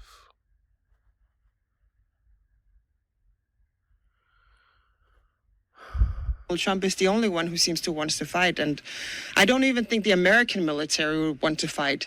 Can you see a U.S. war versus Greenland and France and Britain? Like, you know what I'm saying? Come on. This threat of World War III, to me, this is just my reaction. You get your own channel and you react, man. It's my reaction. To me, it just seems like a play. It seems like a puppet show. Meanwhile, it's about the rare earth, right? Meanwhile, it's about what's really happening. The ice is melted. Things are happening. Things are being shaken up. The people being shaken up. Titles are being shaken up. Our people are being shaken awake. And we can now see clearly. Just seems crazy and unhinged.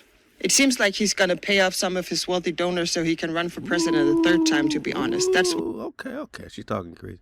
You got all these links. You got the drop, man. Get up in the drop, man. Get up in the drop. 432 the drop on the IG, man. The water to all the cons, man. Rocking steady over here. This is just where we share a lot of drop that's happening. A lot of times I can share it even faster here because it's just me just reposting or sharing something dope or giving some perspective. You know what I mean? Oh, yeah, man. Shout out to my cons, man. Shout out to my babies, man. We're doing it together, I started Taekwondo just so my daughter would do Taekwondo comfortably and have her dad right there and my sons, man. And now my oldest boy, taller than me, man. He's almost taller than me. 14 years old, man. All these are champions, man. Taekwondo, national, competitors and all this stuff, man. And just shout out, man. Shout out to my droplets, man. And I started with them, 4+ years ago, man, and here we are, man. And, we're one belt away from earning our black belts together in Taekwondo. And we all also train jiu-jitsu together. So we got a long way to go for jiu-jitsu still. But this is what I be at, man. Y'all come kick it with a con, man. Sometimes I be in the office, man. I'm always over there rocking out in the production space at KJLH Radio. Shout out to Mike Man, one of the infamous, you know what I'm saying, radio cons out here. All the commercials and, you know what I'm saying, all the voiceovers and all that stuff. Stevie Wonder, of course, man. You know what I'm saying? We still got the OG right here in Inglewood. And I'll be crazy not to be connected with my Inglewood cons through this. You know, this is like the last terrestrial radio period. You know what I'm saying? They're all snatching them up through iHeartRadio, but KJLH, they call themselves Radio Free because they're not a part of iHeart. They're still independent to an extent. So I like rocking with that and learning production with Mike Man and doing the thizzle, man, keeping the water flowing. And once in a while you might hear me on a few commercial spots, and that's what I'm doing and rocking out. But yeah, man, you know, this is what I be doing, man. You know what I'm saying? When I'm not dropping, I'm in the office over there at KJLH Radio, man. I'm training, man. You know what I'm saying? This is just if you want to get to know me, man. But what's the truth about Greenland? Let's go. About the object in Greenland. A couple of you, okay. Well, for those of you that don't know, there is a spacecraft that has melted out of the ice in Greenland. As you know, the North Pole has melted completely. The North Pole has melted completely. Just like it used to be, boss. This would be the North Pole. Shout out to David Wynn, man. It never had ice, you know, or it had it for, you know, short period of time, same as Greenland. So Trump's getting over there with that new Earth as the ice is melting, just like Antarctica has no ice on Antarctica's chest bone. All this ice stuff, you know, either has been to just preserve the land and or to hide it, you know, from certain hijack expeditions and all that, you know what I mean? Or they're trying to hide it, or they're, you know, trying to discourage us from exploring, which is why they're creating astronauts. No more explorers, going straight. Now we need a spacesuit to find more worlds. Like they found us in a new world here. No ice in the North Pole. Go from London to Moscow or to Russia by going over the North Pole now. All the ice cap is gone. He said you can go from London to Russia, right? So we over here in the UK. He's saying, man, you can keep it going into Europe, Russia, right? With no ice. You can go here, skirt up here, pop out here, and Russia. And you can keep going to Russia and pop out in Antioch. Hold up, let me flip it. Antioch. Yeah, straight to Antioch now, called the Bering Strait. And if you keep going straight, you're going to run into Arsareth, tribe of Israel. Then we have to go to Arsareth in the Book of Esdras, right? Okay. And now we back in India Superior, Antioch, Quivera, Kibera is Iberu, Hebrew, Eber, Provincia, Heber, Kiber. All this is Eber. Antioch, Anand bin David, Preston 165, we're coming in hot. Let's go. The last place that has ice on it was Greenland. Greenland had a 18,000-foot ice cap on it. Well, the spacecraft that is anchored in the center of Greenland created the last ice age 50,000 years ago. Dodge all the hijacks, 50,000. I don't see no evidence for, you know what I mean, it could be all very recent. But is there a spaceship in Greenland? Is that part of the rare earth? It's a weather machine. It's 55 miles wide, 300 miles long, and 2 miles high. The people that lived in it were called the Mois.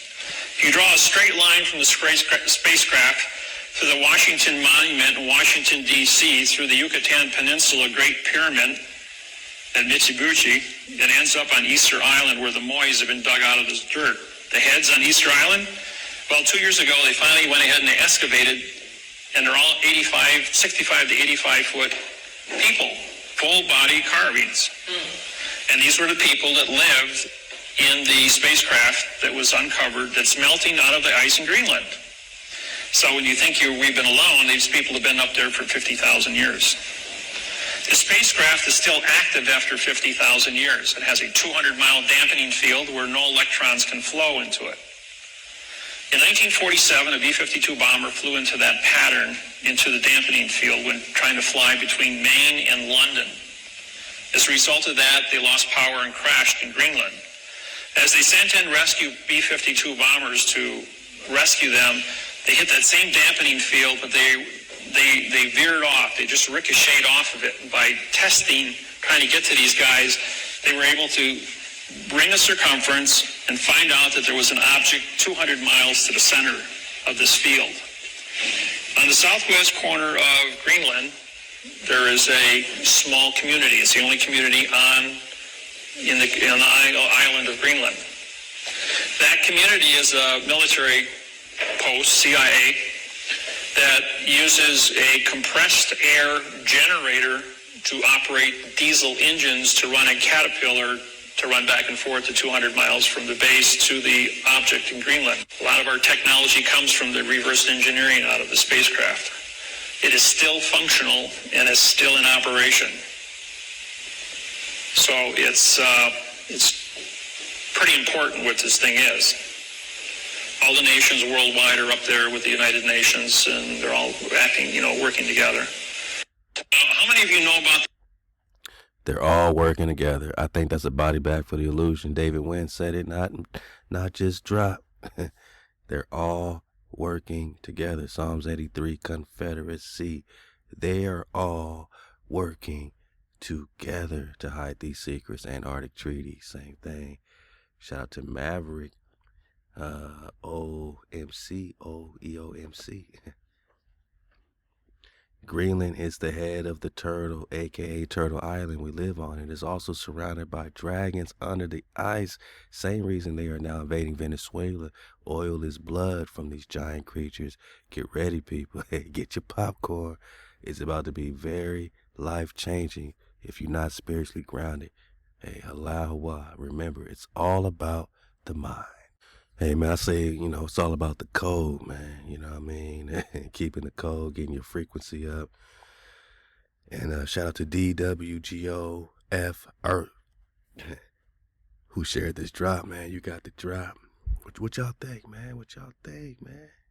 He said Venezuela, right? Well, let's talk about it. Chunk of the cliffside along an iconic Santa Cruz roadway. It fell into the ocean over the weekend. Hold up. What did she just say? Chunk of the cliffside along an iconic Santa Cruz roadway. It fell into the ocean over the weekend. That's exactly what I thought I heard her say. That parts of the cliff fell into the ocean over the weekend? Let's hear this lady out.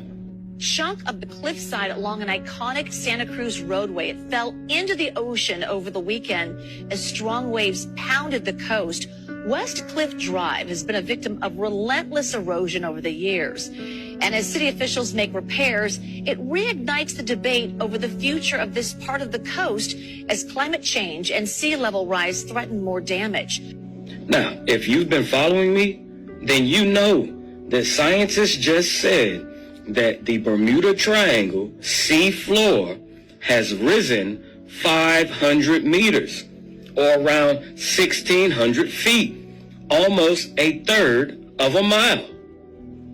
They're still trying to figure out how. I know.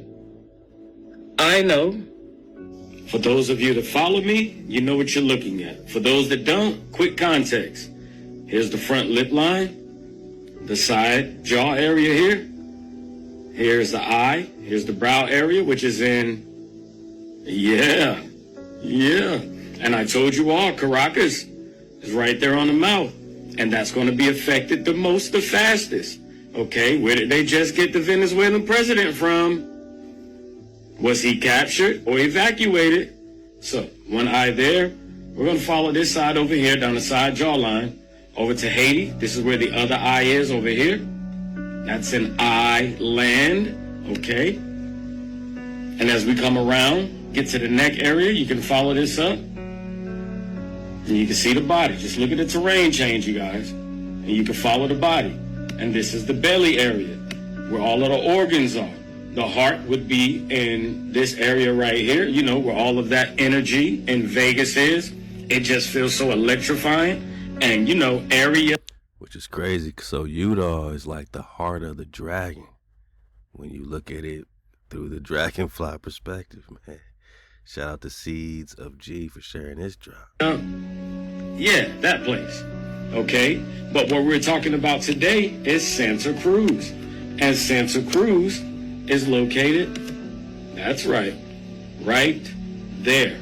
Now, if the sea floor is rising in the Bermuda, that means that she's trying to move, you guys. And I've already told you this is the belly of the beast. This is why she bulges so much there. A lot of fluid inside of here. A lot of fluid, you guys. All right? And this is why you get so many earthquakes. It's just a lot of digestive movements. You can follow these earthquakes and follow her tracks. I'll show you that on another video. But in Santa Cruz, parts of Santa Cruz fell off into the ocean today. All right? She's trying to move, you guys. And I've explained this to you all that she was going to after she was no longer anchored, all right, in Anchorage, Alaska. I can't make this stuff up, man. She's anchored in Anchorage. Hey, shout out to Mud Fossil, take the wheel, man. Which is here. This is where she's anchored. And she's anchored by glaciers. It's keeping her cold. That's why they putting all the ice, man. The fake ice. Keeping her frozen. It's a reptile. Reptiles stay in brumation whenever they're cold, all right? And what's going on with the climate? That's right. Whoa, it's the coming together of opposites. It's the coming together of opposites. They brought the cold on the dragon to slay the dragon, right? They have to fix the sulfur. What's the fixing properties of sulfur? They got to remove it. Remove the sulfur. So when they spraying us with this cadmium, they are doing it to remove the fire. The sulfur represents the fire. And they got to reduce the moisture or the water. Because when you talk a chemical dragon, you're talking moisture. You're talking water. Power. You're talking the vessel that the spirit is contained. You're talking something that allows them to extract the living spirit, because when they put your dragon to sleep, who's going to guard your spirit? It is the vessel that contains the spirit. To take your guard down is to slay your dragon, man. And it's still mysterious to these hijacks, the mysterious substance of unknown origin, like the mysterious cities of go. To slay the dragon, Conscientio, they gotta bring the water or the ice on the fire. Fire and ice, Game of Thrones. We're talking dragons. And the cadmium is the dragon slayer. And that's what they're spraying.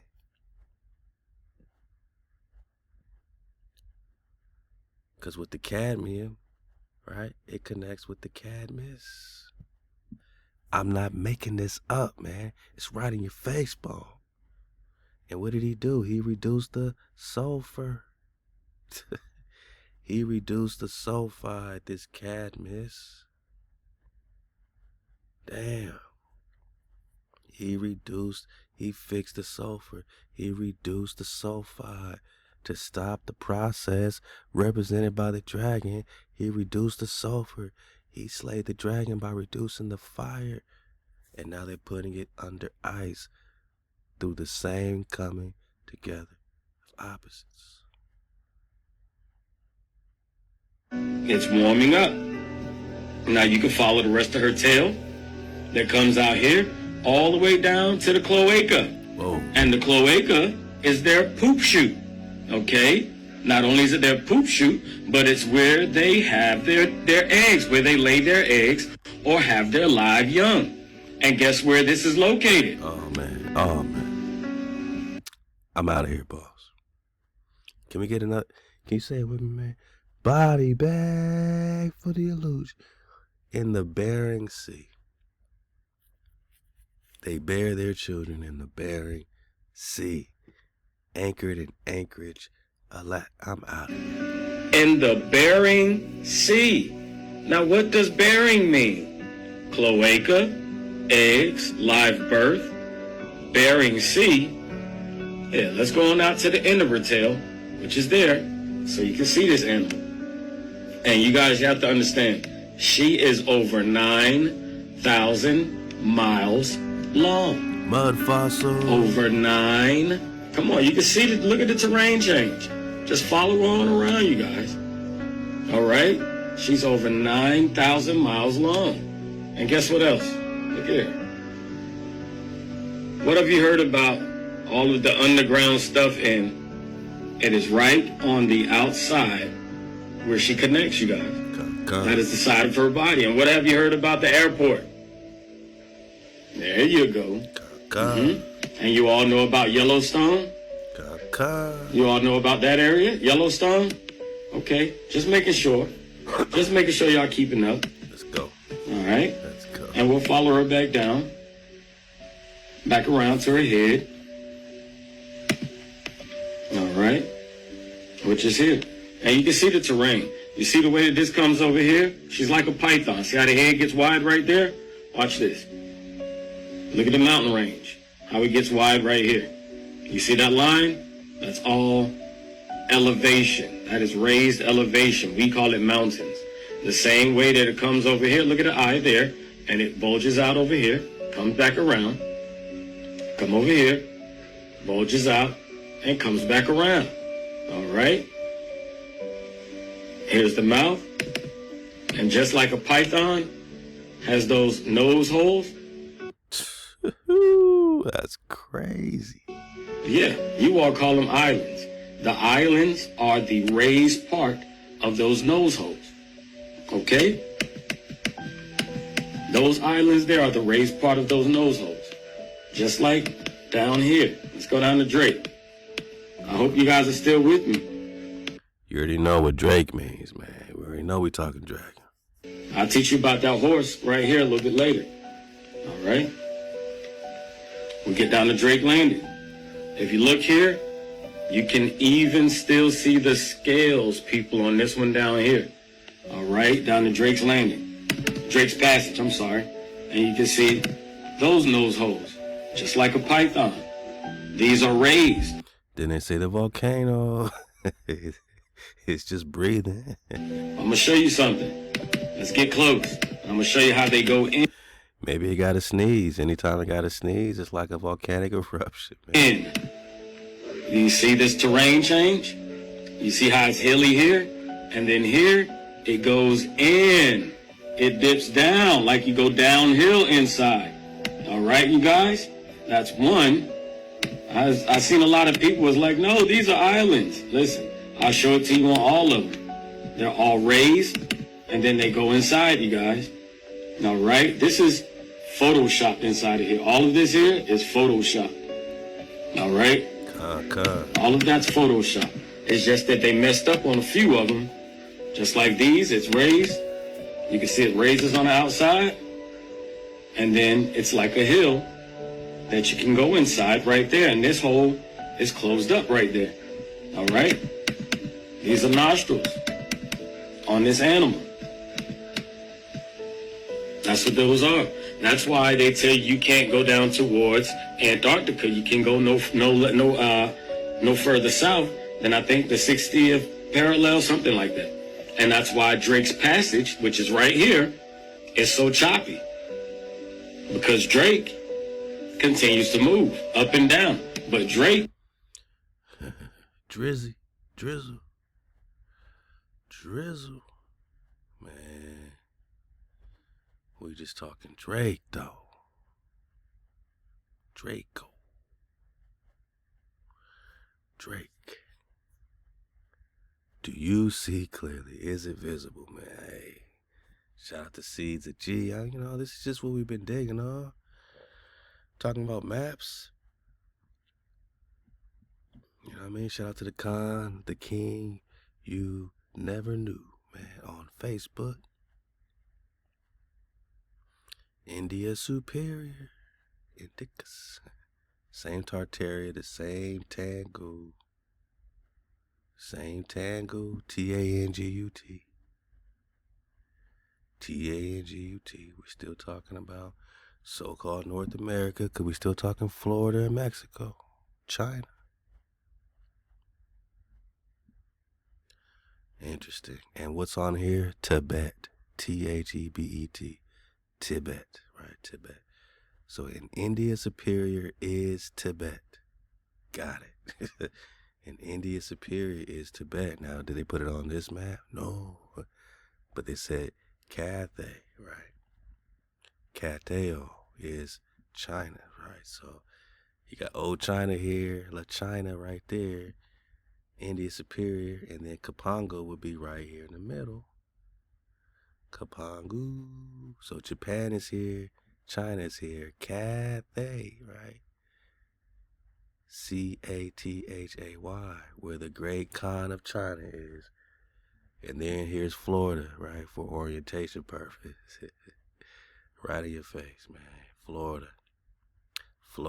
So China, Great Khan of China, Cathay is Kateo. And on this map, Cathay is Kateo or Kataja. They put a J-A. One letter rule, Horace Butler. And yes, there is Tango, and yes, there is Tibet. Tibet. So over here in North America is the real Tibet, India Superior, Cathay, China, Japan, man. This is a new world to them, but this is also Greenland. This is also Greenland. All right, man. We'll be back. So, yeah, I guess the $64 million question is, are the so-called Native Americans getting jammed up because of their real right and claim and birthright? Is it really American? Is it really copper color race found here American? Or have they, just like the Greenlandians, been put up as stewards to claim these titles for a time, right? They got their reservations, casinos, they got their things popping. For a time, they were in their own version of white heaven. Because were they the same Tecumseh Nagas found here? Huh? Was it their face on the Barbados penny? Found in the Americas? So are they being shaken up? Because even their titles were built on false grounds. Tribal members who were picked up by ICE in a community called Little Earth right here in Minneapolis, St. Paul.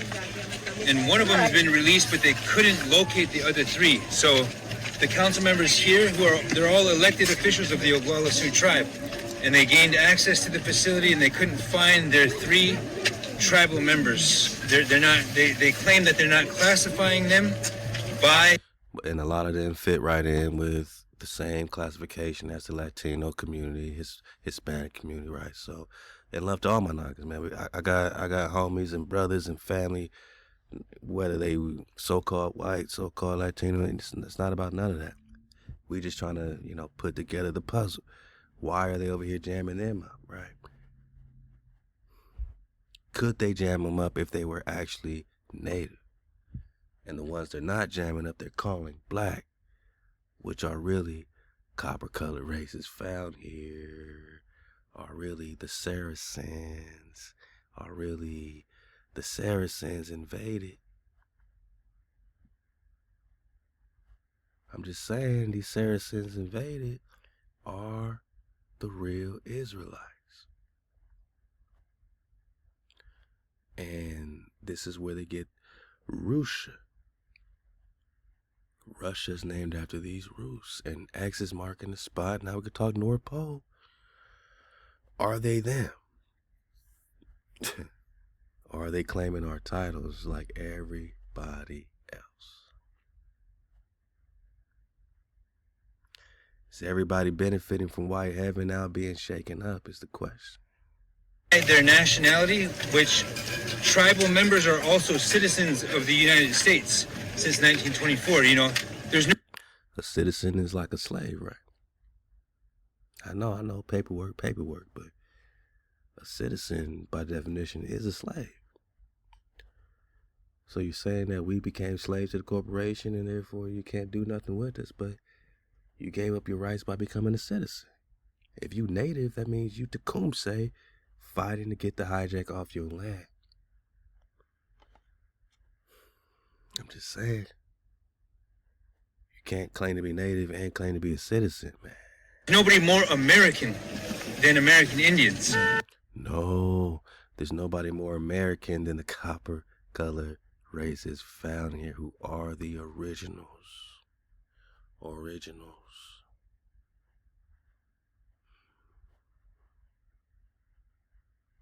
Saracens invaded.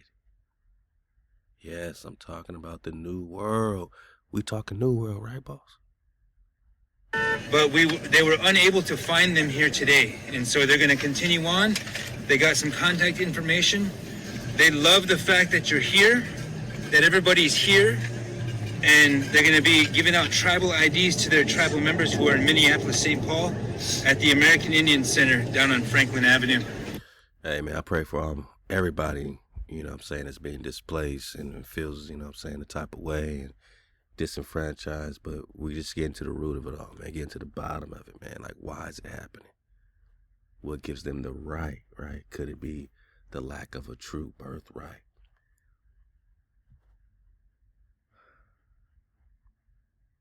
You know what I mean? Why can't they fade these now? They could send National Guards and do their police shootings and do all this stuff. That's how they get. That's how they get at us. But before that, they invaded us, man. The copper color race is found here. That's who. They can't ship us nowhere. We're the ones they just invaded. Saracens. I said Saracens. Now they being jammed up. You know what I mean? Now they being jammed up.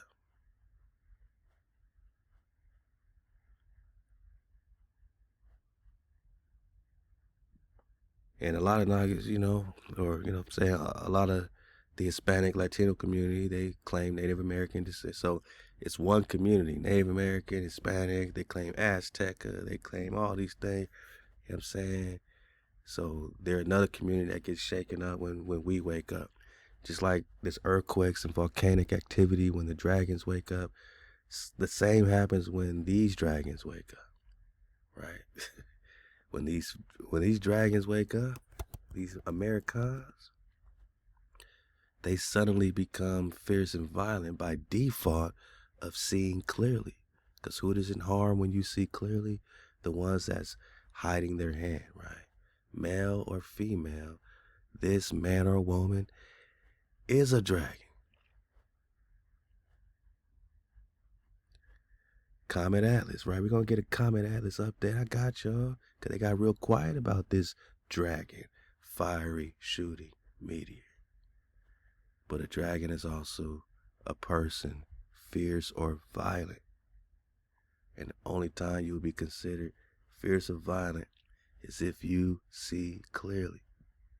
Then they will call you the one with the deadly glance because you fierce and violent, and the one with the paralyzing sight because your sight, your light, your white shakes up the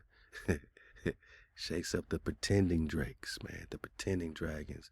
The alchemical dragon is not the alchemical serpent. Don't call a dragon a serpent when in alchemy that's a whole nother thing. A serpent is not personal, it is unconscious. what the hell is impersonal nature anyway? But we know that it has everything to do with the dragon slayer Cadmus and the bringing together of opposites that slays the dragon.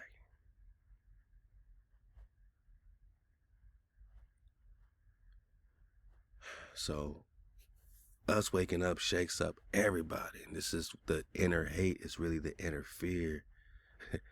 You know what I mean? That we're interfering with their illusion. We're interfering with their illusion by waking up and seeing clearly it is fierce and violent to their hijacked matrix, falsehood, fakery.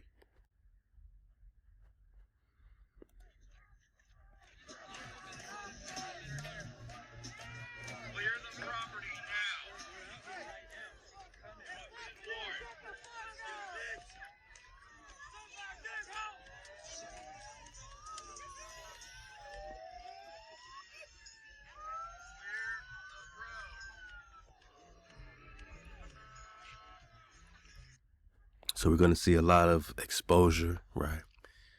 Trigger warning, you know what I mean? And,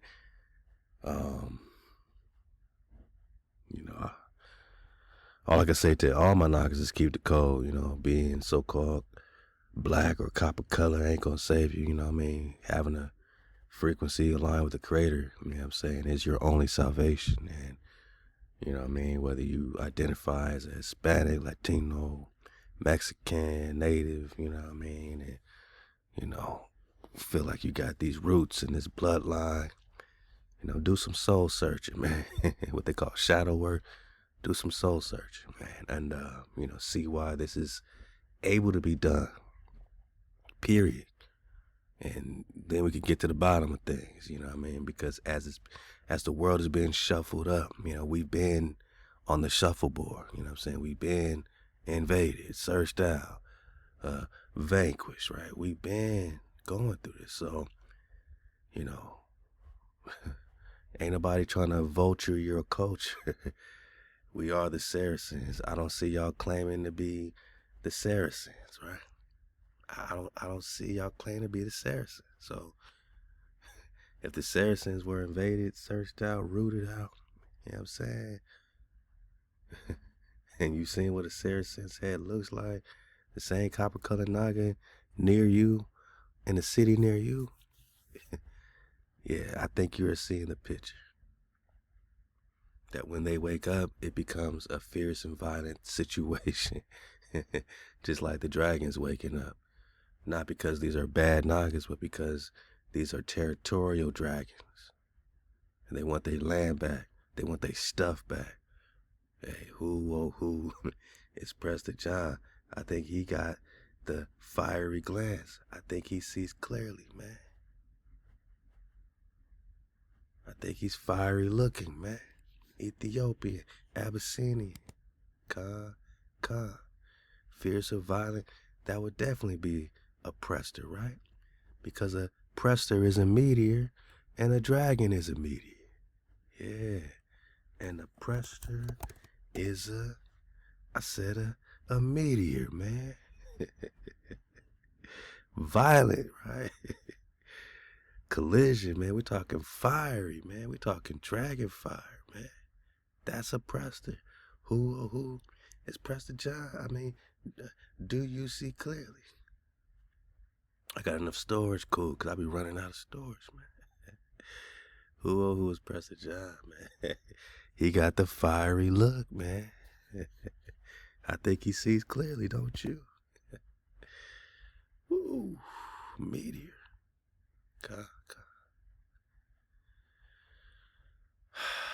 Shooting meteor, dragon, yeah. Okay. Do you see clearly? Yaki, he see clearly, man. He's talking Hebrew Israelites. Let's talk about it. I'm not calling. Shout out to Real Life Productions, man.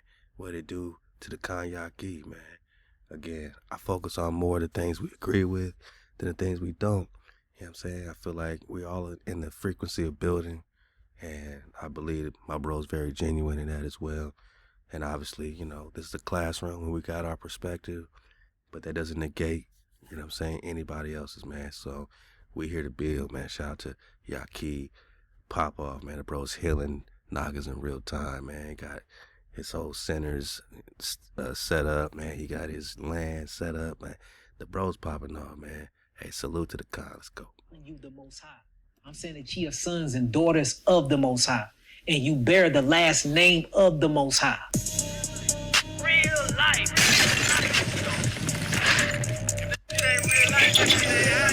It ain't real life. Real life street stars. You know what time it is. You know, you're misunderstood in a lot of ways, man. And do you feel like that happens a lot to you, where people don't get the message because of them misunderstanding you? Well, I don't think it's a misunderstanding. I think people understand me very well. I think that it's a select few people in this earth that was created to do what I'm doing, and you have millions of people trying to do what I'm doing. So it creates this envious, jealous spirit. I don't think it's a misunderstanding. I genuinely think people just dislike me because I carry the light. I really think that's all it is. Like, I know for a fact that I am exactly who I say I am, and I was here to do exactly what I'm doing. And I think other people feel like they're supposed to be in that spot. So since it don't work out for them like it's working out for me, because I do it with ease, it developed like this envious rage in people. And I'm just, hey, I'm here to hug on you brothers and sisters, and I can take y'all under my wing and show y'all how to do this the right way. So, you know, I'm not here hating on nobody. I have built a whole lot. And the reason why I have gotten so far, a lot far, I mean, like what I'm doing now, y'all gonna start really understanding probably 100 years from now, the groundwork that we breaking and what we doing. I think y'all just need to, for real, listen to me and apply the knowledge instead of every time I put out something trying to do a rebuttal video and use clout off my name to sell some products. And that's crazy. A lot of people say I'm the one with them. I've been rich. I've been wealthy. It ain't about the money for me, but I damn sure ain't doing nothing for free. Come on now. Right. I don't do that. And we give away thousands, about $10,000 worth of free herbs every single month. I try to give it to the elderly the most because I got a thing for the elders, you know, dealing with my grandma and my grandpa. I just got a thing dealing with my elders. We Southern Louisiana people were what we go back to from a long time ago, but we give away a lot of stuff. I really help a lot of people out. Give to the home. We do so much stuff for people, man. So when you be hearing all these accusations and all these lies and all of this, he's a scammer, this and that, like I said, to me, it just, this is 50 people saying this. I got millions of people saying something totally different. Right. And me, I'm such an analytic type of guy. I weigh things in a balance. I got 5 people that hate me, but I got 100,000 people that'll die for me. You know what I'm saying? I'm not finna focus on those 5 people. So a lot of people are like, well, why you never respond? Why you never say nothing back? Because what is that gonna do for me? And why would I give somebody else? Man, clearly my bro be impressed, man. Them 50 people still seem to be weighing a lot. You know what I'm saying? You could feel his spirit's a little vexed, man. He seemed to be, you know what I mean, just in his own, you know what I'm saying, in his own spiritual war, spiritual battle with whoever and whatever, and who's saying what and yada yada. I haven't heard none of the rumors or none of, you know what I mean. I'm just here for the Hebrew Israelite conversation. But shout out to my God, man. Stay strong, man. And again, you know what I'm saying, you can't fly with crows, man. You a dragon, you can't fly with crows, man. Crows is gonna squawk, man. Scoffers are gonna scoff, man. Hey, pop off, let's go. That much power. And my word goes in the streets and on this platform. So if I say your name, they're gonna go follow you anyway. And I'm trying to take all that power from you anyway because you're using it wrong. So right. You know what I'm saying? That's why I don't respond. So man, I don't be tripping. I'm happy with who I am. I'm happy with what I accomplished. I got so much stuff going. I will go down as one of the greatest minds in history. And damn, bro. Okay. All right, man. I mean, it's good you feel that way. But damn, to say I'm gonna go down as one of the greatest minds. All right, bro. I mean, this is when folk can be looking and saying like, all right, man. Do you want to be considered one of the greatest minds, man? Is that what you here for? Why you even got to say this, man? Sounds a little crazy, but let's go. In her story, and that's my word to my mother and father. I'm going to go down as a legend. I'm a legend already. Damn. You know what I'm saying? And again, I don't debate I teach. You know what I'm saying? I only debate my equals. Everybody else, I teach, man. That's the man say.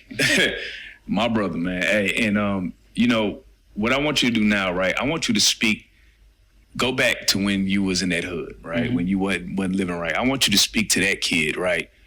Who needs to hear this, who probably is watching this right now, right?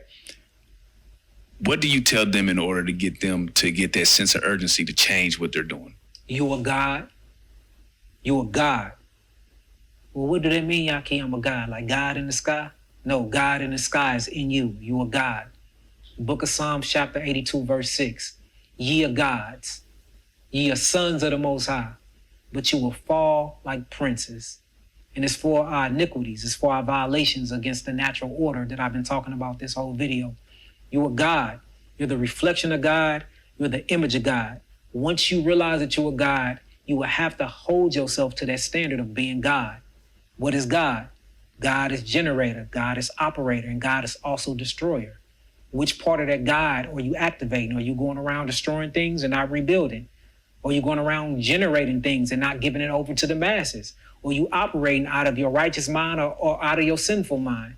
You know, what are you doing for your community? And most importantly, what are you doing for yourself? Once you get that God title, God means power. It's called El in Hebrew, El. And you have that power. What are you going to do with it? Are you going to create, you're going to build, or you're going to destroy? Once you realize that you're a God and you hold yourself to that high caliber, now it's time to start doing something with it. Because God have a God diet. My name is Jay Prang. Ooh, I love that right there. You know what I mean? Like, we could talk about all the copper colorness all day. You know what I mean? But copper color ain't gonna save you if you ain't even feeding it correctly. You know what I'm saying? Thinking it correctly. Keeping the code of HaWah, of the Creator. You know what I mean? A lot of niggas, you know, walk around talking about, yeah, we are God. But what are they eating? You know what I'm saying? What are they practicing? You know, where's their minds at? You know what I'm saying? You're the image, which is why this was done to the Saracen. You're the image of HaWah. You're the image of HaWah. But out of code, HaWah, hey, Amos 3, you only have I known of all the families of the earth. You only have I known of all the families of the earth. Therefore, I'm going to punish you for your iniquities, man. Because you had such a close connection with the Creator. My niggas, being out of code, serving other powers especially, put us in a downward spiral so that the womb, can't even spiral up. Now it spirals within itself. It can't even reach gestation. It can't even give birth. They put the 8 on the 9. They brought the opposites, man. They made us hate our own reflection and call ourselves black. Damn, that's the Dragon Slayer. That's the Cadmus. Pop off, Khan. What else we got, man?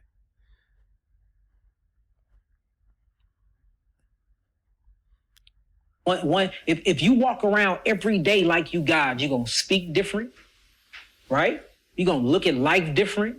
You're going to make sure what you put in your mouth is different, because this is a God temple. I can't put nothing in this that's going to disrespect God. This is a God mouth. I only speak words that create. Abracadabra is a Hebrew word. It means I create what I speak. Every time I speak, I'm going to create something positive. This is a God. I'm only going to deal with godly women, whether you're a woman. I'm only going to deal with a godly man. Once you start operating from the God mind, or what I call the Yah mind, your whole life changed. So what I got to say to the young nigga in the hood, you're God.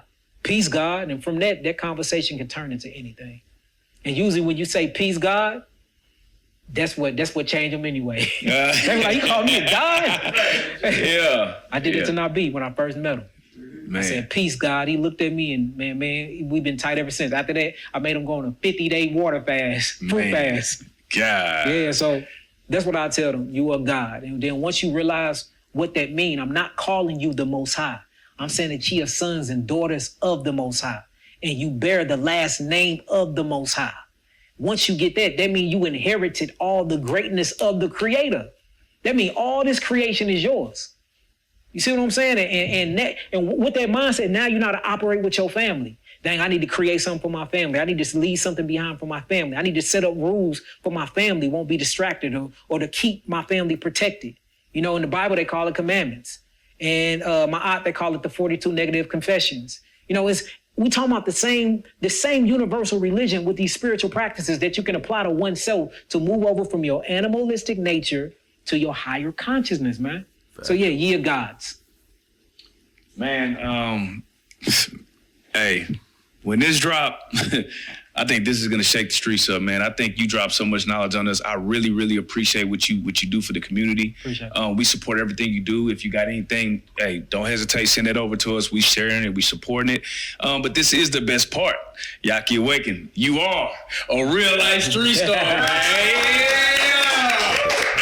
Shout out to the cons, man. Real life street stars, real life productions, man. And, you know, he says last name of the creator, and, you know, he connects with the yacht flow. And, you know what I mean? Like, for us, the frequency is everything, right? Frequency is everything. So, you know, we could take that, and if we are putting it or containing it, you know what I mean, into some, you know, framework that doesn't allow our vibration to flow, our breath and our security, right, to flow. He says last names of the creator. So if I say your name is Aliyah, like shout out to my, you know, shout out to the, you know, queen, man, my sister Aliyah, man, rest in power. Is her name Aliyah or is it Allah, right? When we get back into the, you know, paleo phonetics, so that ha, man, you can't put no cap on that, right? And this is just for our own classroom. Of course, I agree with all the drop my bros breaking down right here. You know what I'm saying? I just want to clarify when we talk about creator's name and Yah and, you know, all that, you know, we got to get the babies out the bathwater. Anything I bring y'all, I'm not going to rock with probably 100%, right? But again, I'm not going to always have to focus on, you know, the differences. I'm going to focus on what we can build on. You know what I'm saying? If we building, that's, you know, at the same time, I can't ignore the importance of frequency. And again, if we're building from the L, the strong power, the Ba'at, the family, the house, strong power enters the house. You start to gather, walk the Gam. You move through a door, and the first thing that greets you is the right? That's the sound, man. It is the look, the reveal, the breath, not the Yah. So Proverbs chapter 8, man, we can't be thoughtless. Mama was there from the beginning. Mama's there at the entrance of the city in Proverbs chapter 8. As you are entering the city, Mama's there. The entrance is when you walk through the door, and every breath you take, when the strong power enters your house and you gather, you tribe up, and you go through that entrance, that portal, that vortex, you get your mother, and you get your father, wow, and they turn that into their fake version of Yah, not the Yod, right? Not the Yod. And if a Hebrew name has the Yah at the end, right, then it would be connecting with the Yod, but they got their own Yah. There's two Yahs. So what are they worshiping? Work. What are they working for? What are they worshiping? If they didn't get their Yah before they got, you know, that breath and security, that revelation and foundation security, that's when you can eat and get your food and your cutoffness and be separate. That's when you can be nourished. You didn't need Yah to get your Zion. So how could that be the Creator's name when it wasn't even in the first 7 letters? It wasn't even before the tent wall got up in the basket. I'm saying this Hebrew tells you the story. You don't need to be no scientist to figure it out. A child could read this. A child could say, where's your Yah? I see the Yod. Is that what you're referring to? Is HaWah's name worship me? Or is it the breath? Wow, revelation. That is the existence. So when they go to the Yahwehs again, it is the hypothetical reconstruction. They don't even know it's hypothetical of the imperfective. They know it's not perfect. of the Hebrew verb HaWah. We didn't have to go far. We're back in etymology. Earlier form was Heya. So I drop clips from older videos where we're talking Heya, because that's where we were. I'm proud of our progress, right? I'm proud that we kept going from 10 years ago to the earlier form, right? That we didn't stop at Heya and we went to the earlier form before they turned the W's to Y's. When it was just W-A-W, Wah, which meant security. When a dragon breathes, it sounds like whoa when it breathes that fire, man. Then you can get your cut off, you can get the hijack off your land and cut off separate territory and boundaries. Then you can eat in peace and ShaLaWam in eternal peace and build a wall and know what's surrounded and contained in it. Then you can know what work goes into maintaining it and what worship you're putting in. Because if it's not what you got when you came through the door, where are you getting your Yah? I don't care how you flip the Hebrew and the Yiddish. I'm talking paleo. And you got to reverse the curse to break the spell. Reverse Yahweh, you get hey, right? H-E, hey. Then you get the Wah, W-H-A, Wah. Sometimes why? Nothing with phonetics. They just threw it on there. This Yah is not your Yod. This Yah is an exclamation of defiance or dismissal. There's two Yahs. What I'm saying is the Yah y'all calling on is the defiance frequency, because you're calling it the Creator's name, which you can only get in the Hebrew from the Yod. But I'm saying we're talking existence. We're talking the existing one.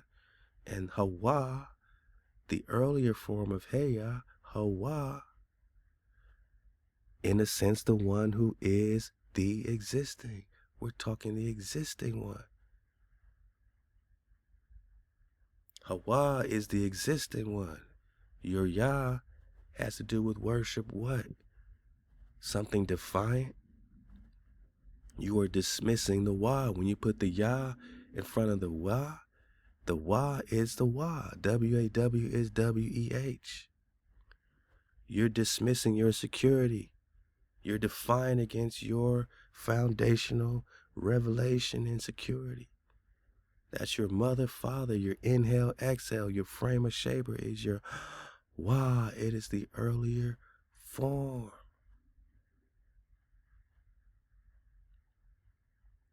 It is H1961, right? Moses asked HaWah, what do you want me to, what is your name, man? They're going to ask me what's your name. What shall I say to them? And HaWah said to Moses, I am that I am. Thus shall you say unto the children of Israel, right? I am has sent me to you. I am. Lexicon. So simple a child can do it, right? I am who I am is H1961. You can tell them I am has sent you, H1961. Love to Lex Will for getting us this far, right? So we could see, oh damn, they replaced all the lords and the original I am connects to Heya. And Heya connects to existence. Because HaWah can bring you up or bring you down, right? It can be a beacon, right? X, where X marks the spot. HaWah could break you, right? Yeah. But we're talking about to exist. We're talking about the existing. So HaWah, H1961, Heya, HaWah, to come to be, to become. I am that I am. I exist. Tell them, Nagas, I exist, man. Tell them the one that exists has sent you. Tell them your breath and your security has sent you. Because that's what you got when you walk through the door. Before you got your Zion. your nourishment, your food before you can eat. You got your Wah, to breathe, inhale. To exhale, Wah is existence. Can you exist without breath? Can you exist without security? Together, Wah is Heya, is HaWah, is Heya, is existing. But the Hebrew verb Hawah is the earlier form of Heya. And Heya means to exist. So that's my only, you know what I'm saying, as far as our classroom is concerned. He don't got to listen. You know, shout out to my brother, you know what I'm saying, you know, Yaki Awakening, man. Shout out to my comp, but this ain't for him, right? But maybe it is, you know what I mean, if he chooses. It seems like he wants to be a legend, the greatest mind of all time. But you're calling on Yah. You're calling on the exclamation of defiance and dismissal. You're not even thinking about Yad. So don't say, but there's a Yad. That comes later. And it has to do with worship. But if you don't know who you're worshiping, what does it matter? It's vanity. If you don't got it before you got your food and your nourishment and you built your wall, and you surrounded it, and you know what's contained in it, and what's contained in it, there ain't no Yah. So if you're calling on the same name as the hijack, if you're calling on Yahweh from 1869 and Yah from 1812, 1812, that sounds like the Tecumseh War, 1812.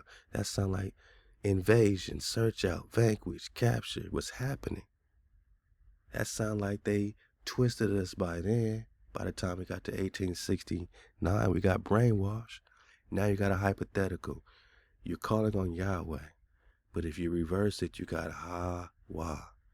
And it is the earlier form. But back to the lexicon of Heya, right?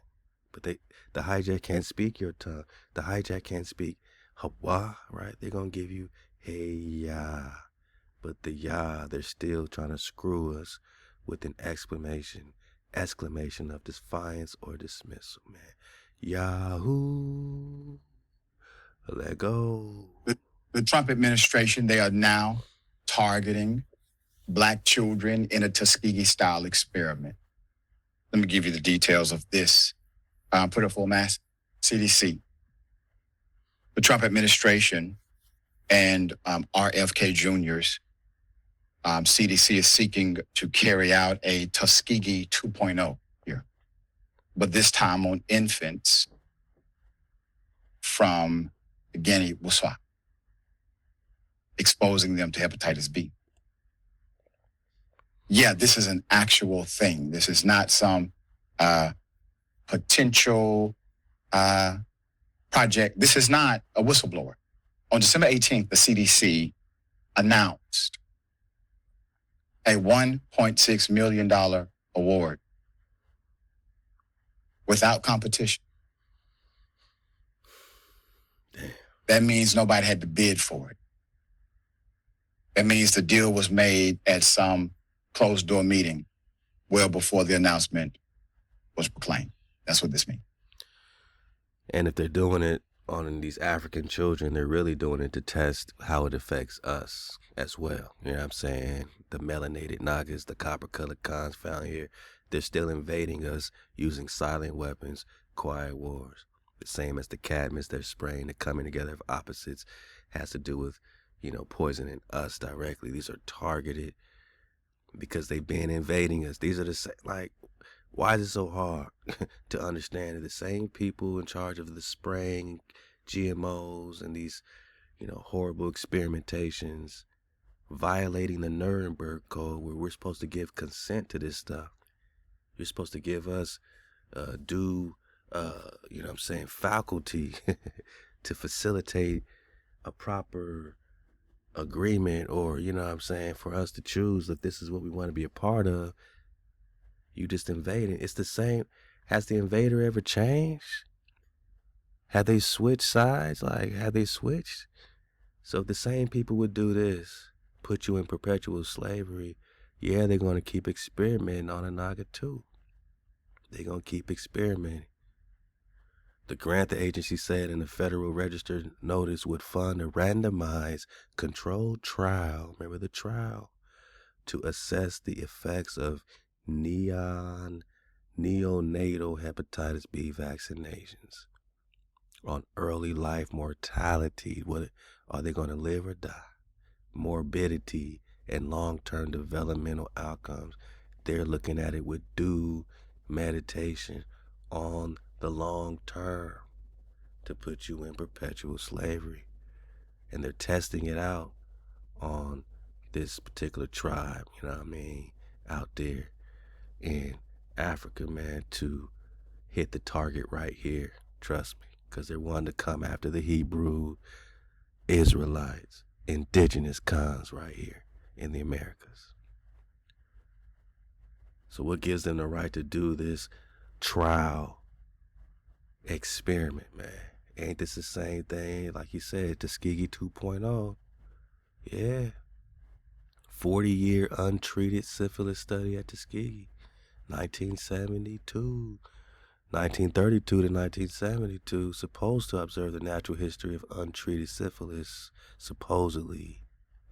As part of the study, researchers did not collect informed consent. No one gave these people consent. No one gave them consent. The Nuremberg trial, right? It was all about the trial.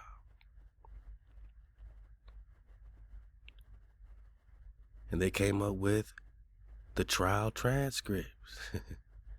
And one of the things they came up with is that Shalak, the voluntary consent of a human subject is absolutely essential.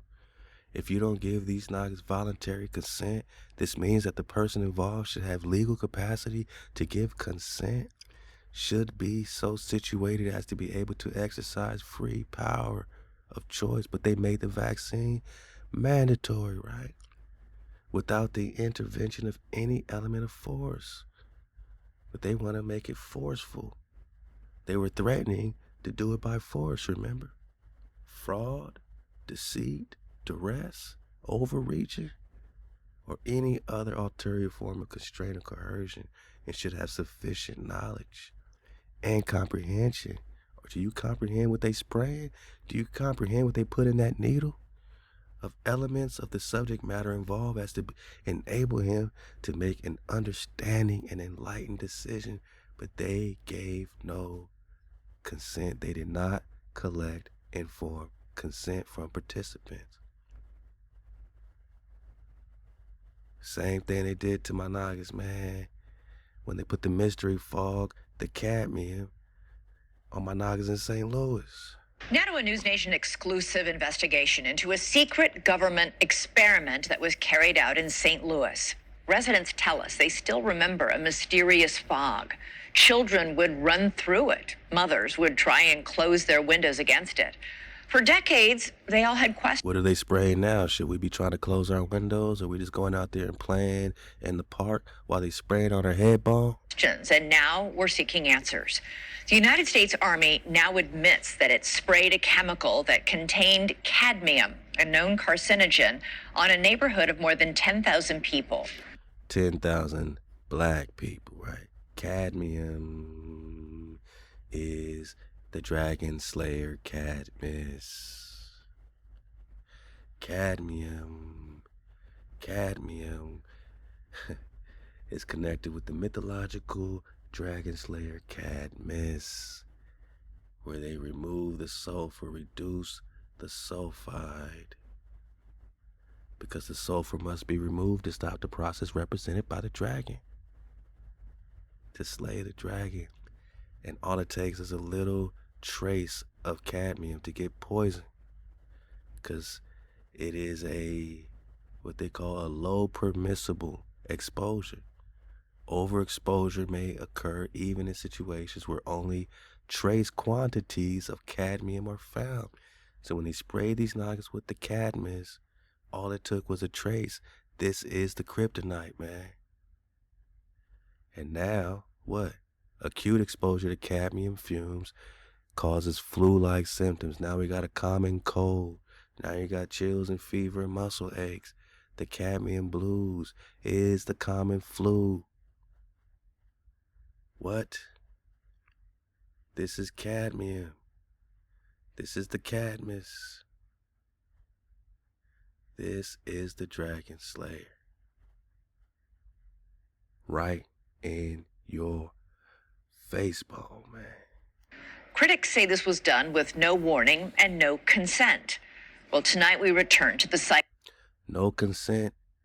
They didn't have voluntary consent of the human subject. You didn't even know you were a test dummy. Just like Tuskegee, they had no consent, did not collect informed consent. No consent. This means this person involved should have legal capacity to give consent. They gave no consent. Of that demolished neighborhood and speak with former residents who believe the government turned them into human test subjects. Whoa. Although the Army admits that the test happened, it is not admitted to harming the residents. Damn. News Nation's Natasha Zubez We poisoned y'all, but we didn't harm y'all. That is some diabolical crap. investigates what was in the fog and why the truth may still be buried. The fog drifted through the streets like a ghost. That's exactly what it looked like, a thick fog. It was summertime and it was hot. We would just run through it as fast as we could and try to just cool ourselves off. It stuck to you. The spray was so foul as far as the odor. It made some of us have headaches, nausea, dizziness. That's what I remember. It made me sick. It wasn't the weather. It was an eerie smoke descending from rooftops, rolling from the backs of trucks. Regular flatbed truck, but it had a big machine on the back.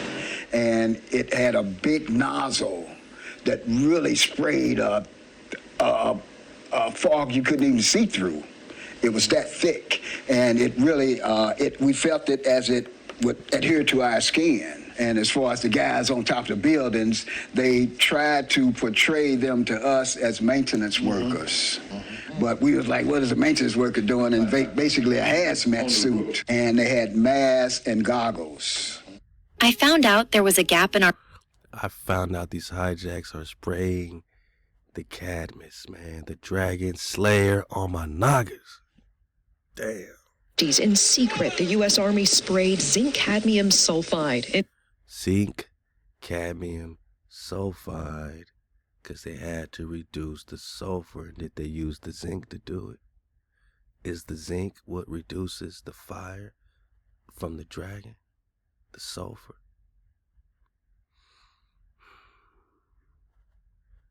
And now they are doing another study, trial without the consent. And there's a $1.6 million award to these Danish.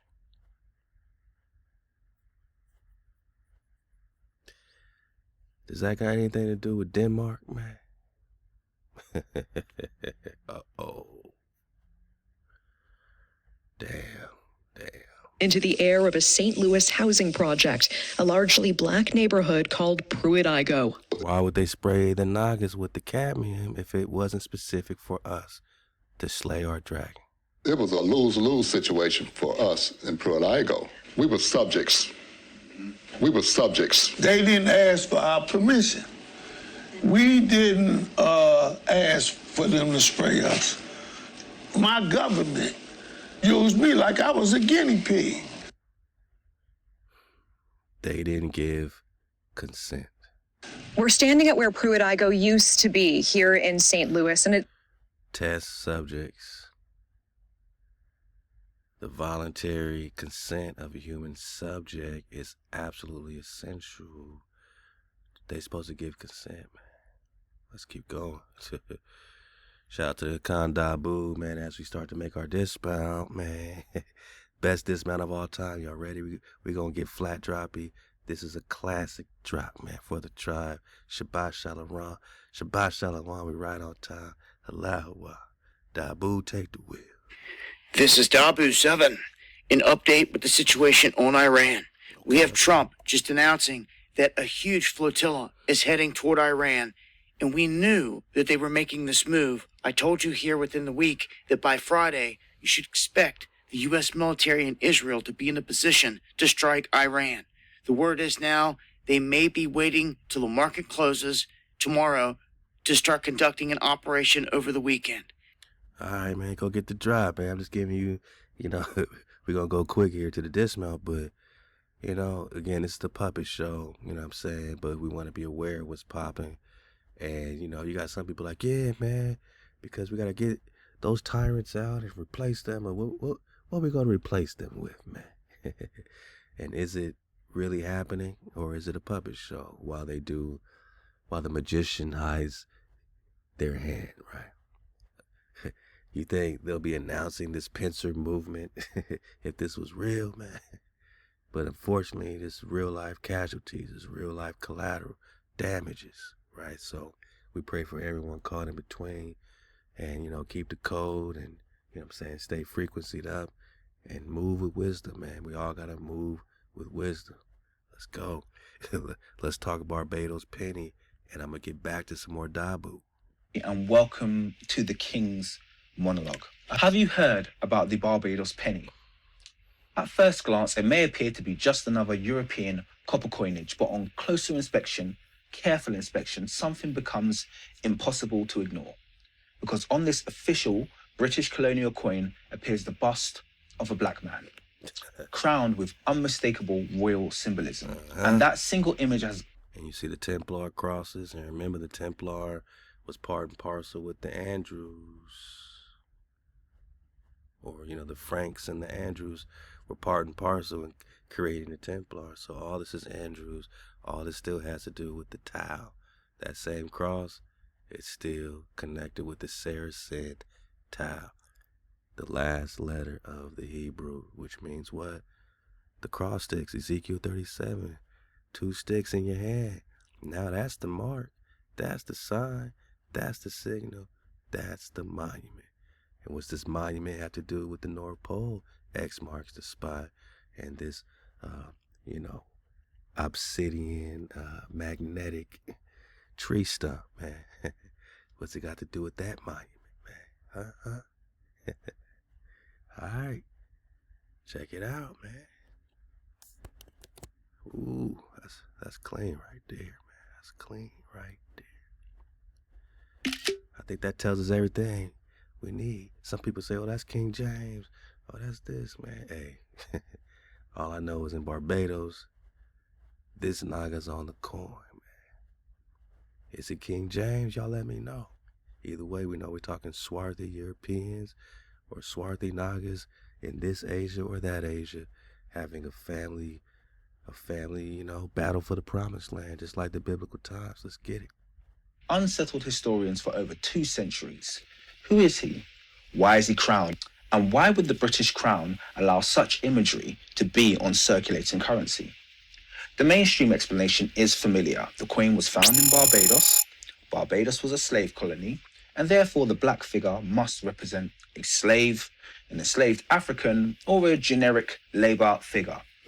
This interpretation appears in museum labels, auction catalogues, and popular history. But repetition is not proof, and when examined under political and numismatic scrutiny, the explanation begins to fail. Precision matters here, protocol matters here, and there are 2 official issues of this coin that relate to this discussion.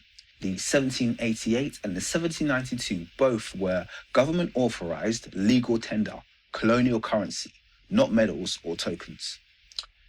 In the 1788 Barbados penny, or more controversially, the J788, but that's another discussion. Yeah, that J, man, because it's really just 788. They added 1,000 years, man. It's crazy.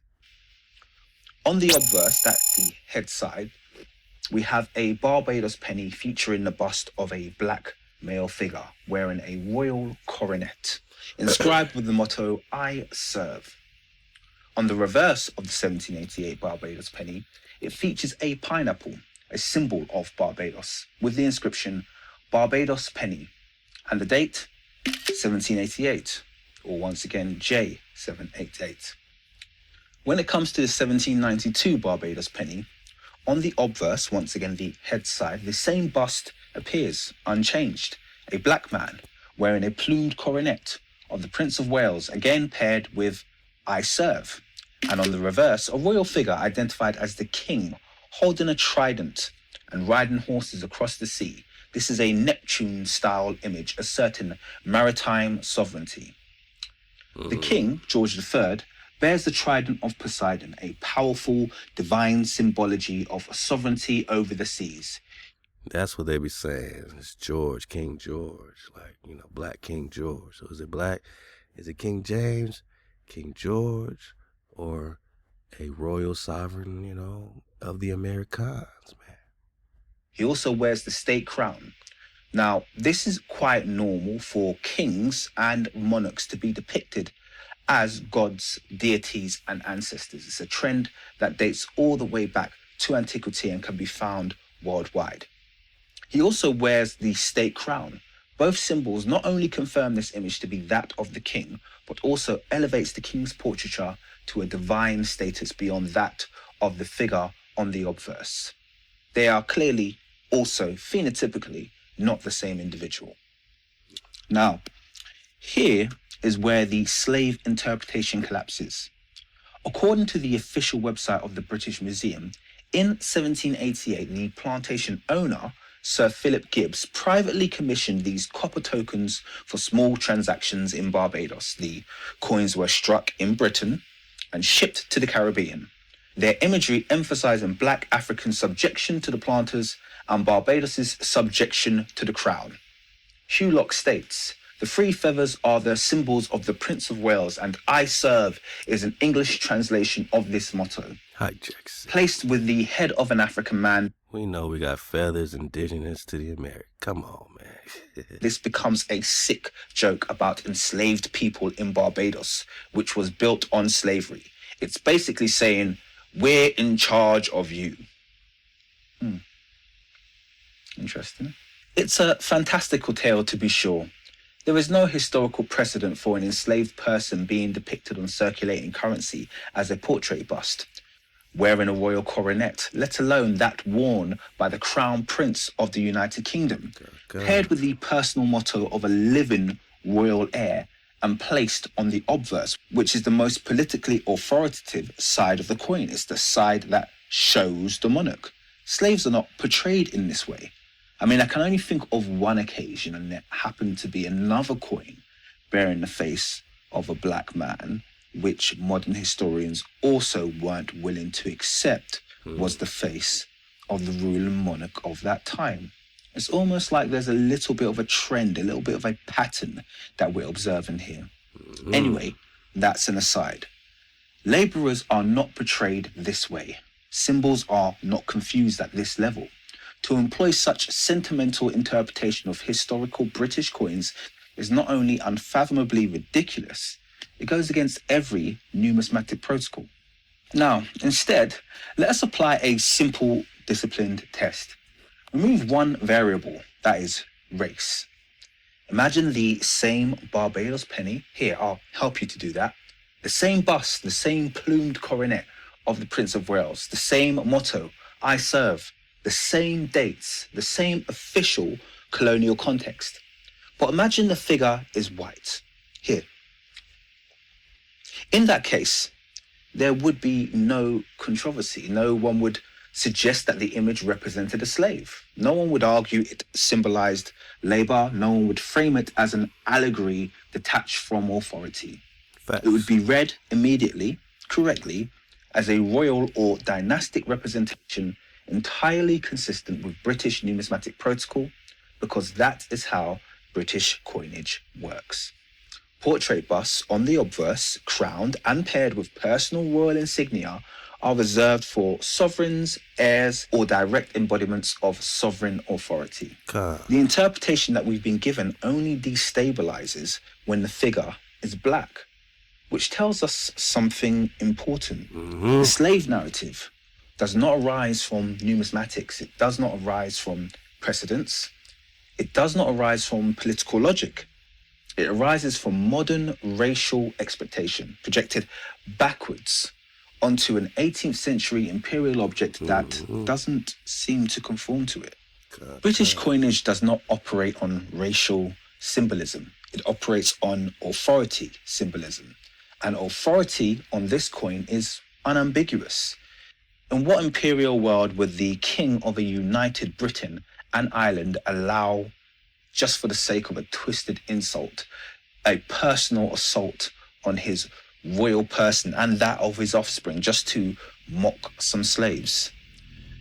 It brings us to a decisive point. This imagery was not accidental and it was not temporary. The old issue appears in 1788. The design is retained in 1792. This represents a span of more than 4 years, possibly 5 years, possibly 7 years.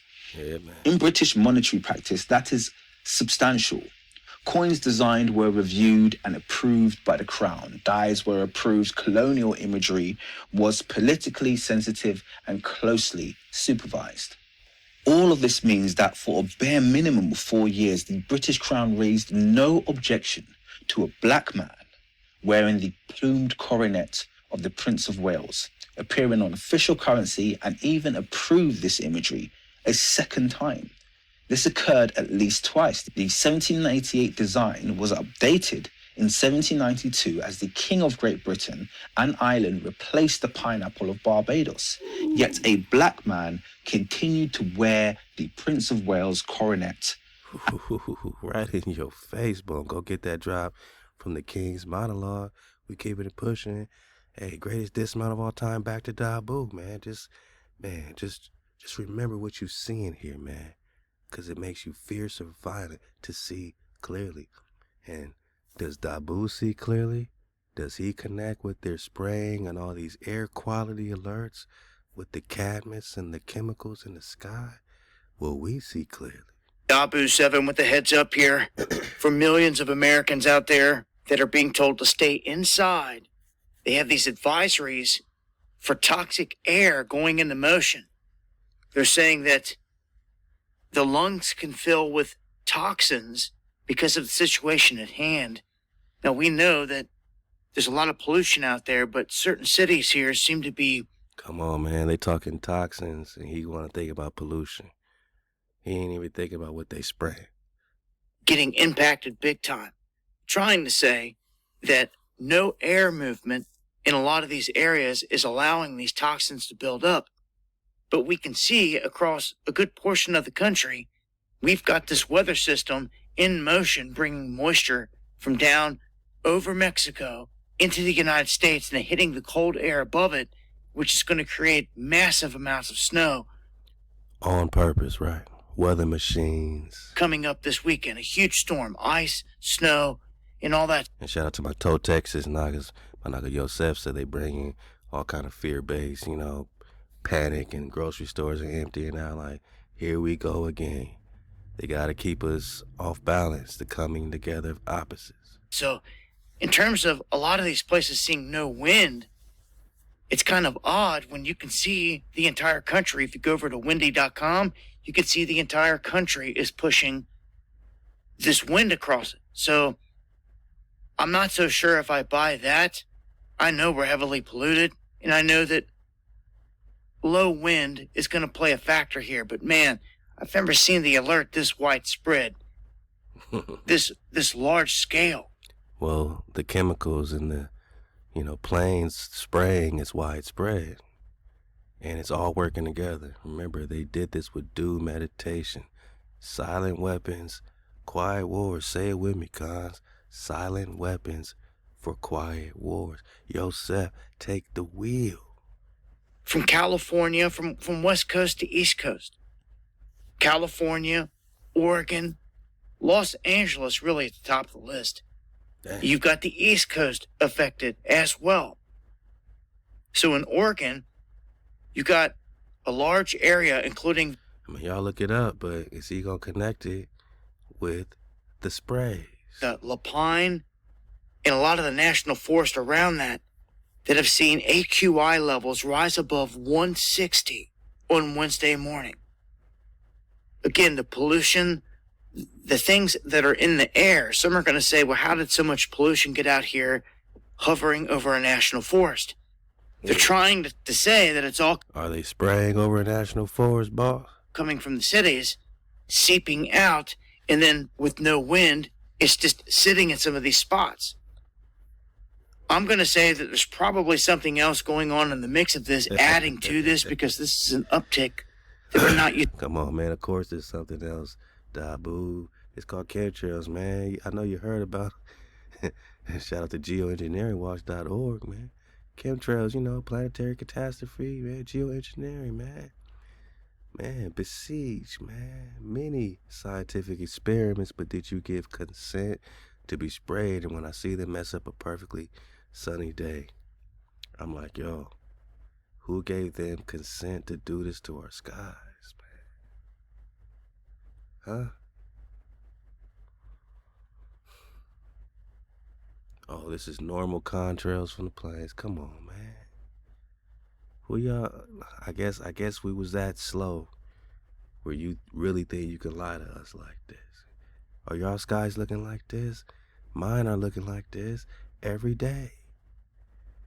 And they block the sun and gets cold and windy. Again, coming together of opposites. Whatever they're spraying, right? The cadmium, Dragon Slayer, coming together of opposites. Shout out to the Millennium Report, man.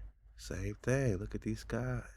I'm going to leave these links so you can comb through them with you and your family, your tribe, man. But geoengineering produces toxic skies. So where they're giving air quality warnings and saying toxins in the sky, they are spraying toxic chemicals, metals. They are spraying toxins in the sky, including the aluminum and bariums, but definitely the cadmium, man. The cadmium.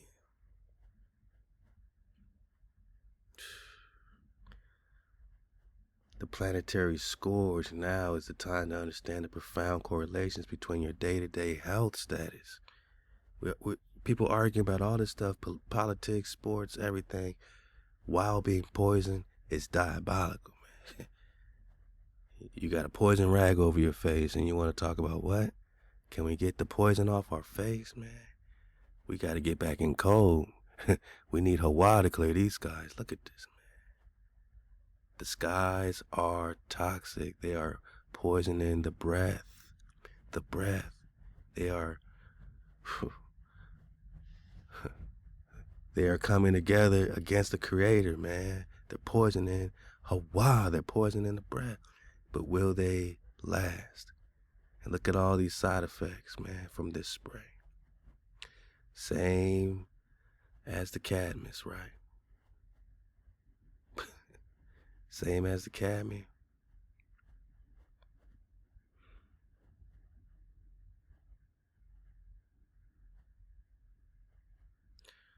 Man, shout out to my bro, man. My big bro, Mike, dropped this on me. It's a conversation with these pilots. Jody? Yep. This a conversation. This reporter, she's jamming up chemtrail pilots, and look at what these chemtrail pilots are saying for the dismount, man. No. Well, I know a Jody. Okay. Yeah. Jody Fisher? No, yeah, I know Jody Fisher. You do? Okay, good. Yeah. And then who are you? I'm one of the other captains. Oh, okay. Yeah. Okay, great. So, come on outside. We're not. We're just whatever. Are you free to go? No, I got reflared. Okay, so stuff, I have paperwork for you that I want to give to you. So hang tight, I'll go get it. But then, we've been trying to reach Jody and you for a long time. Okay. And we are tired of you dumping heavy metals all over our county. Okay.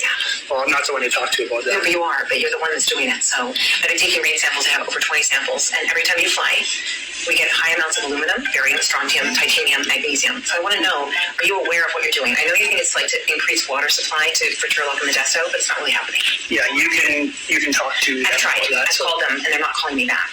So we're now getting really involved, and now we're going to bring something legal against your company. Okay, well, you can talk to them about that. I know, but I want you to know, though, like, we are real people underneath what you're doing. You spray right over our houses. We hear you. We know you. We see you. We're watching your planes and your patterns, okay? Yeah. Twice today now. You did 2 flights. 2 3-hour flights. It's public knowledge, yeah? It's not really, though. That's the problem. So you have not properly notified our board of supervisors about this. Hi. Nor have we given consent to be dumped on and sprayed like insects, man. This is pissing me off. It should piss everybody off that we got to deal with toxins purposely to slay the dragon in us.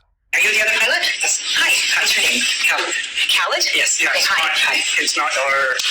We have people at home base that you can talk to about that stuff. But they have not called back.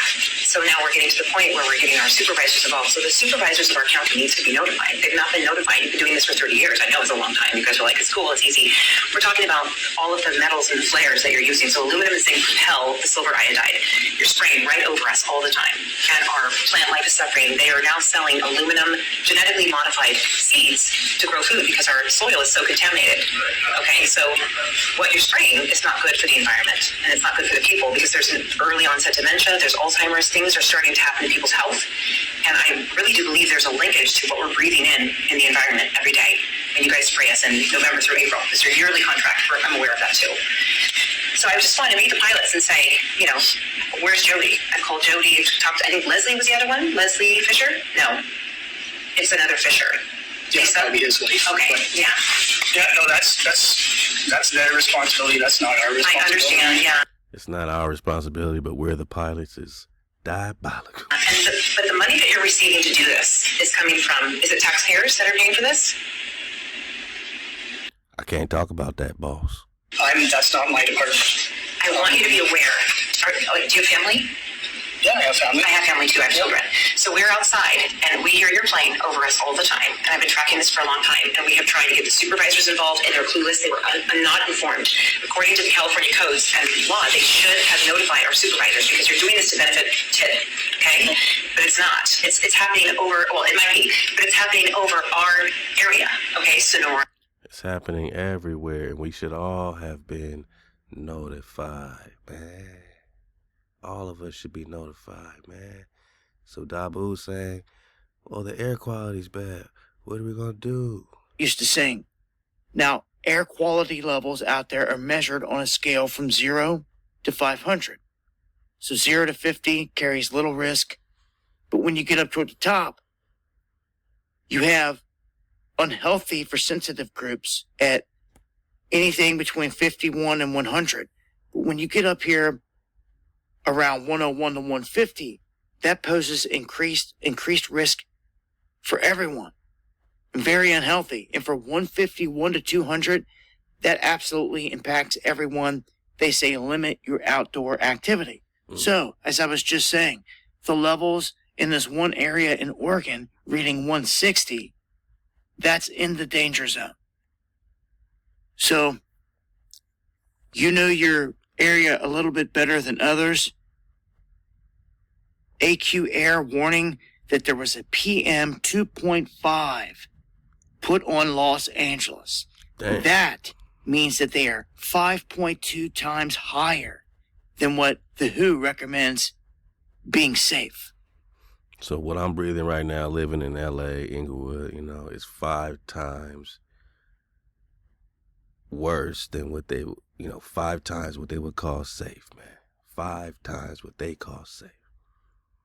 And I gotta feel good every day. Take my children for a walk every day, right? We gotta train, right? we gotta do our taekwondo, right? We gotta keep going, right? While being poisoned is diabolical, man. Straight up, man. This is why they created the word diabolical, man. While they spraying in the skies. Crisscross applesauce. You mentioned earlier that you're a pilot. Yeah. Talk about chemtrails. We hear a lot about that. What are those, and are they for real? Well, when you look into that and ask questions, they say, oh, yeah, contrails. No. Contrails are behind a jet. If you see a jet flying very high, the condensed stripe behind it. That's normal. And look at YouTube, always got to put these disclaimers. Well, the contrail is a vapor trail. It's a line-shaped cloud produced by aircraft. And he's saying, nah, man, that's malarkey. But in areas first observed where there's very little population, you see a jet airplane going, it's not only one, they have 4 condensed stripes behind them. They go this way, this way, this way, this way, and then this way, this way, this way, this way. And when you inquire about it, ask people, you recognize that the real climate change scientists are truly ticked off because apparently nobody really is asking them. It's the special interest, in my opinion, it's the oil industry, the energy industry that are blowing smoke up somebody's you-know-what and telling them that we have to lay a pattern up there to prevent sun energy from hitting Earth. And what they're doing in there, it's now pretty much determined. They're putting in there aluminum, barium, and strontium. Now you take these chemicals and run them through a PubMed literature search in respect to human health, you will find more than 3,000 papers. Aluminum alone, aluminum Alzheimer's, right, mental, there's no question about it. Now it so happens, when there were people who really paid attention, if there was due to some weather and air changes, wind patterns, suddenly this stuff what they're laying out there, it comes down in rain. If it falls on crops, it kills the crops. Bang. It's like they have big blisters on any one of the crops, vegetables or things like this. Organic crops, totally destroyed, can't even use them. And when it comes to an area, for example, there's like forest, after that, a few weeks after that, they're totally dead. So you got to really grow your crops indoors, man. Damn, you can't even grow them outside, man. I'll leave that link as well as this Yandex link so you can research, a lot more on these chemtrails that Google is hiding, but Yandex might give you some drop if you want to know much more about it, right? Do chemtrails contain cadmium? The cadmiums. Do chemtrails contain cadmium, right? We touched on this before. But, they're looking into the connection with cadmium exposure and poisoning, which, again, all it takes is a trace element. The nanoparticles only require roughly 1/100th of volume of exposure to produce the same symptoms as common-sized particles 100 times the volume. Cadmium, right, occupies zinc binding sites, and they were spraying the noggins in St. Louis with zinc, cadmium, sulfide. Causes flu-like symptoms. Now we're calling it the common cold. I'm just talking cadmium exposure. Man, the cadmium is the dragon slayer, man.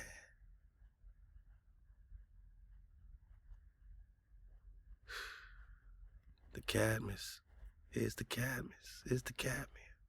I know it's unbelievable, but we're all getting cadmium poisoning. Flu-like symptoms every day, and even worse, right? Pneumonia, bronchitis, asthma.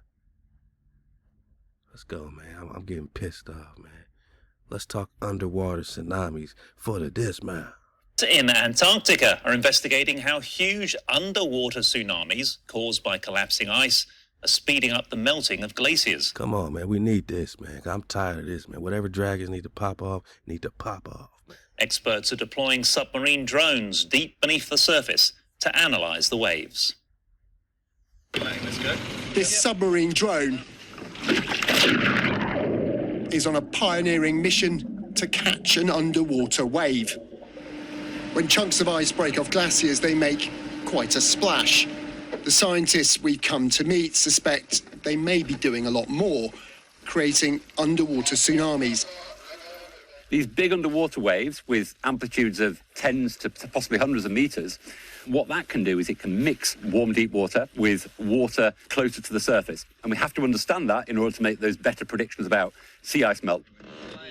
A small fleet of these gliders is being deployed to patrol the bay and analyse passing waves for the first time. So we're picking our way right now through this crumbly ice. We have to slow right down. And all this is the residue of the massive blocks of ice that carve off the front of the glacier. So there's underwater tsunamis that's helping the ice to break off. I'm just saying it's all happening, man. You got the link. Now they talking about a doomsday glacier, man. For real, for real. A doomsday glacier, man. Good, guys. Shout out to On the Pulse, man. She got some good drops sometimes, too. Right? Hi, everyone. Now, I have to tell you, unfortunately, that earthquakes are hammering the Doomsday Glacier. Sounds really dark, so what is it? And it is raising new fears right now, drastically. We can say that Antarctica's most feared ice giant is shuddering. Seismic sensors are picking up a Remember, they got to keep the ice on the dragon and keep it still. Wakey, wakey. surge of earthquakes while the iceberg is cracking.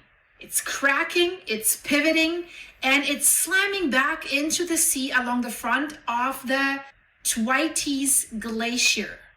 This is a very vast outlet that is often named the Doomsday Glacier. So what implications will that have? Let's dive into this. The earthquakes are a warning. They are, guys. Something's It all connects right here with South America, right? Back to North America, same, you know what I'm saying, St. Andreas fault. We're talking dragon, man, and we ain't afraid because we see clearly, man, that we need our dragon. These are our dragons. Y'all are afraid. We don't get down with no fear energy over here, man. Like, should we fear this worse than what Trump is doing, man? Like, more than being invaded and searched out, and man, just bring it on at this point, because they want to put us in perpetual slavery. So I'm riding with the dragons at this point. I'm riding with the creator, period, man. happening, we can say, at the bottom of the world. It's not subtle, it's not theoretical, and it's not happening someday. And it's also happening with Greenland at the same time, man. That's why Trump wants Greenland. It's happening right now. Earthquakes are repeatedly striking one of the most important glaciers on Earth. A glacier that scientists and other people openly call the Doomsday Glacier.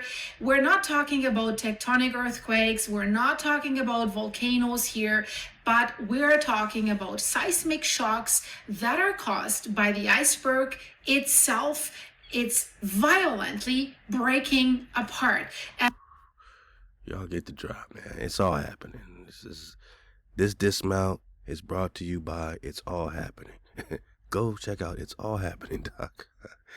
NASA, what y'all doing, man? Let's talk flat drop for the dismount, because it's all happening. Y'all launching rockets. Y'all want to go to the moon. Now y'all want to go to the moon. All right, fasten your seatbelt, space fans. NASA's Might Artemis II moon rocket is now at its launch pad and getting ready for liftoff. Madison Scarpino has the far-out details. Madison. Hey, Kevin. Yeah, this is kicking off the final preparations to send humans to the moon for the first time since the 70s. It will be... Damn. It's 2026. 56, call it 60 years. And they want us to be excited about something that they did 60 years ago. And now they're trying to figure out how to do it again. That just tells us that whatever y'all did was malarkey, man. Be the Artemis II mission, and NASA's administrator says it's a historic moment. This is the start. It ain't, y'all ain't gonna rewrite history. It's historic. Y'all did it already. How's this history, man? Unless his story is malarkey. Of a very long journey. Now, we ended our last human exploration of the moon in Apollo 17, the 17th mission. Now, I hope someday my kids are going to be watching, maybe decades into the future, the Artemis 100 mission. Here's a time-lapse video of that massive Artemis II rocket being transported to the launch pad at NASA's Kennedy Space Center in Florida. It's 14 million pounds altogether.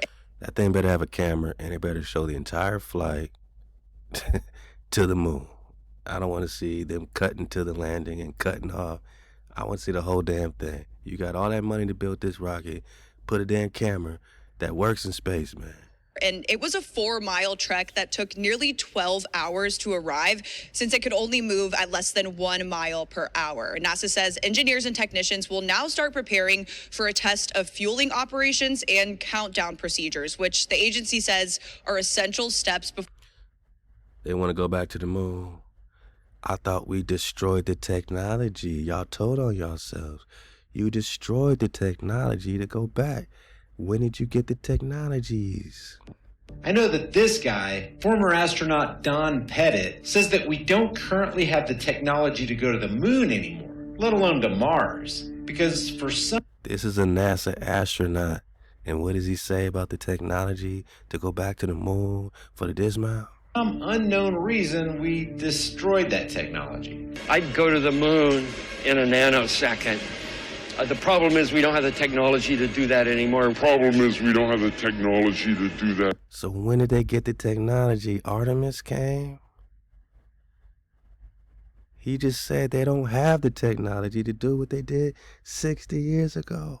The technology to do that anymore. We used to, but we destroyed that technology, and it's... Do you believe that they destroyed the technology to go back to the moon? Or did they fake it, man? Just look, man, this is, we exposing because we see clearly. This is what makes us fierce and violent. This is what makes you a dragon. Because you see clearly. It gives you the deadly glance, the paralyzing sight that makes you fierce and violent. Because we see clearly. You destroyed the technology to go back to the moon, and now here comes Artemis making history. I don't buy it. I don't buy it, boss. Destroyed that technology, and it's a painful process to build it back. The problem is we don't have the technology to do that anymore. In a nanosecond. The problem is we don't have the technology to do that anymore. The problem is we don't have the technology to do that anymore. We used to, but we destroyed that technology, and it's a painful process to build it back again. But Artemis? Here comes Artemis? Before the first crewed Artemis mission. Artemis 2 will carry 3 American NASA astronauts and 1 Canadian Space Agency astronaut around the moon for about 10 days. Now, those astronauts said yesterday they were ready for the trip. They're not going to land on the moon. They're going around the moon. I'm out of here, boss. I'm out of here, babe. Y'all ain't gonna land, so there ain't gonna be no moon landing fakery. They don't have to fake it. They don't need Stanley Kubrick or no green screens. They're just going around it, and they could tell us, man, we went around it, man. It was cool, man. We went around the moon. Y'all, man, are Cappadocia, man. And they even talked about some tough I'm drinking a cappuccino. conversations they've been having with family. Captain America. On a walk with my kids, I told them, here's where the will is, here's where the trust documents are. I'm reading the captions at this point. And if anything happens to me, here's what's going to happen to you. And that is a part of this life. I love talking to my husband. He's been very acquisitive about the actual technical aspects of the mission. Man, these are actors, man. They don't have to. But going to Mars should be one of the next series of steps that humans do. They can't get to the moon, but damn it, they can get to Mars. The land of Mars, because you can actually land on the land of Mars. Got it. But the moon is a plasma. Shout out to Dr. Foster, who said they can never land on the moon. The moon is a plasma. The sun is a plasma. Get it? The moon is a plasma. Get it? They're twin flames. You can't land on the sun or the moon. They are vortexes. They are portals. But you can land on the land of Mars, which makes it more logical for them, because they already got, ships landing on the land of Mars, right? The first step should be going back to the moon for a number of technical reasons and exploration reasons, and then after that, Mars, maybe. I'm out of here, man. These people, man. These crazy people, man. Ignition, man. I'm out of here.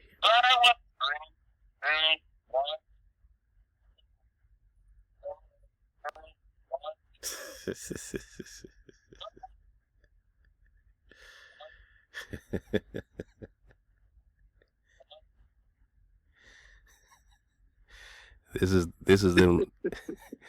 This is them leaving the moon, man, in this little foil thing. And look at the ignition. It looks like a snap crackle pop, man. Look at this man. Come on, man. Come on, man. I like it. Who's the cameraman that got left though, man? That's crazy. Man. I like it. Stop the cavalry, man. Cappadocia. Stop it, man. You stop it right now. I'm out of here, Never bro. in the history of cavalry ever witnessed. Ain't no cap on my number 2 pencil. I'm out of here, bro. I'm out of here, baby. Just, man. Artemis, man. Artemis, man. What President Kennedy said was, we choose to go to the moon and do other things. On the very next flight. Today, we make history. With the launch of the most powerful rocket the world has ever seen, we are taking the first step in humanity's return to the moon.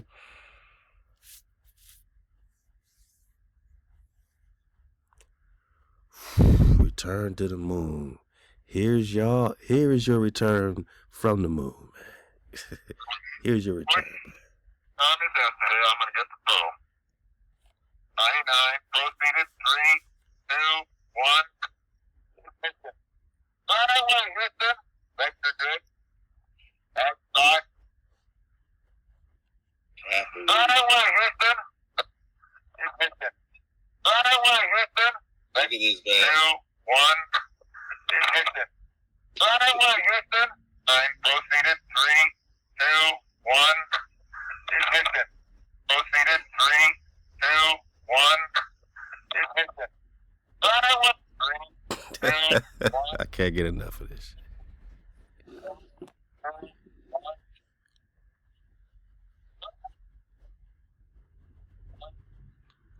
Woo!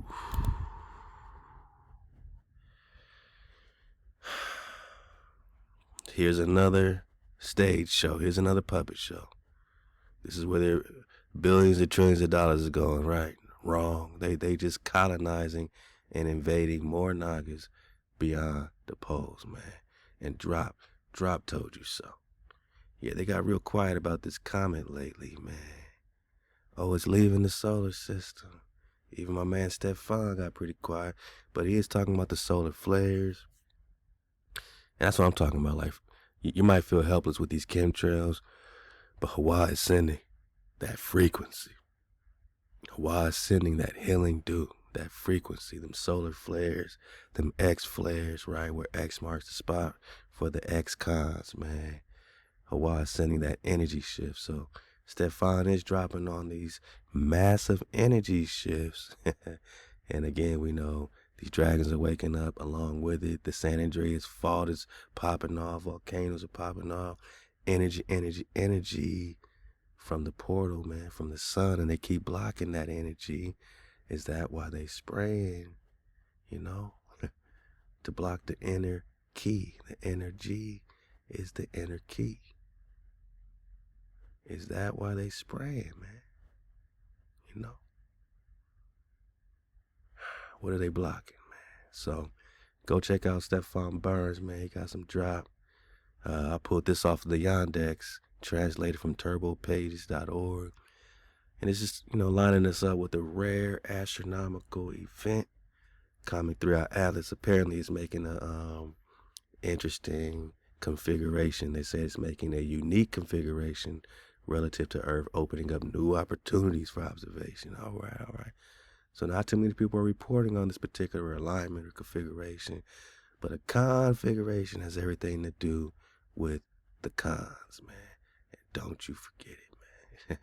A configuration has everything to do with the con, man. So let the dragon configurate, you know what I mean? And of course you got the mysterious anti-tail situation, you know what I mean? But shout out to Astronomer Ray. He got some great drop on it as well. And I'm just leading you to some more water. We'll pick up next time. You know, I want to go more on the anti-tell. I don't want to stop talking about it because they're hush-hush about it. But I do want to, give your attention to the configuration and give you a Comet Atlas update at the same time. Click the link below. You got all the drop.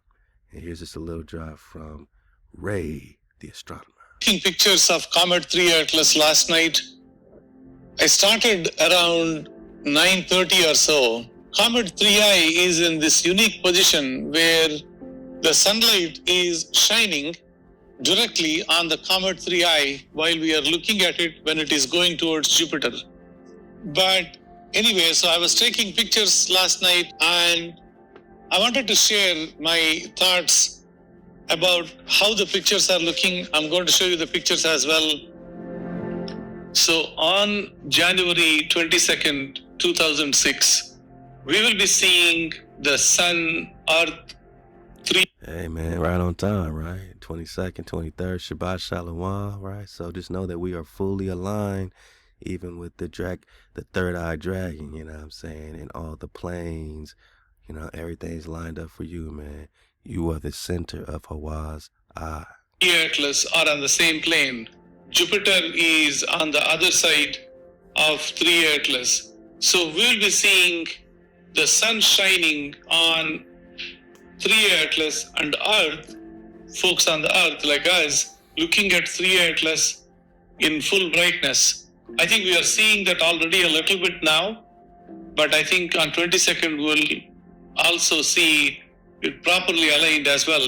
We will see how pictures will differ from what we are taking today versus on the 22nd. So we're going to get that full aligned drop, man. So make sure you, eating in good alignment, you know what I mean? And just be aligned with HaWah, aligned with our code, breathe, have your breath, have your security. They say the strongest magnetic storms are happening in 2026 have come to an end. So we, just like Stefan just said, we got hit with some big solar flares, man. And they came to an end according to who? I don't know, but we'll see. And maybe that's all we needed, right? Everything is, all frequency based. Like you see this reddish glow, like the Earth's being hit with high level vibration. So vibe up with HaWah. That is our weapon. That is our savior. Our true breath is already here. We're not talking about some mystery sky daddy. No, we're saying our breath, our security, our vibration is us. We are the image of it, and it's fighting with us, for us. You know what I'm saying? Get ready, my nigga. Get your bodies ready. Get your mind ready. Get your spirit ready, man. You know what I'm saying? Get them evil wild beasts out your minds, man. Clear your thoughts. Have pure thoughts, and make sure you see the light, man. Make sure you know your light is bright, and you are the white, but you're not the White Walker. You are the WHITE. You're not the WIGHT, man. So, hey, it's all happening. Magnetic storms hit the Earth at the beginning of the week, were strongest in 2026. In addition, they broke the record of the 21st century in terms of the density and charged particles. This was reported by representatives of the Laboratory of Solar Astronomy at the Institute of Space Research of the the Russian Academy of Sciences. The value of the solar wind at the peak of the storm reached 37,000 units. This is 1,000 times higher than the red level and 20 times higher than the most powerful events of the current century. You just got hit with something 20 times more powerful than anything that's happened in the last 100 years. The previous record holder had a density of 30,000 units. The storm of the early 20th century hold the absolute record with a density of 43,000 units. So we're talking solar flares of class X 1.9. Plasma, right? So the sun is plasma, the moon is plasma. We're getting hit with the plasma eruption. We're talking that ether, man. My jigga, take the wheel. Sunday, January 18th, we got a plasma eruption from the region of 4341. It had previously been the source of 2 other flares on the star. However, this time, Earth was almost in a straight line with the location, resulting in a significant impact. So now we're in a straight alignment. We about to get that frequency. Hey, ShaBat, ShaLaWam, man. Vibe up. Feel this frequency, you know what I'm saying? And know that we home. You know, we've arrived back to the tile where X marks the spot. The tribe has returned, man. The tribe is now found again. Copper Khans, hey, tribe up, Khan up. We are no longer slaves in perpetual forever slavery.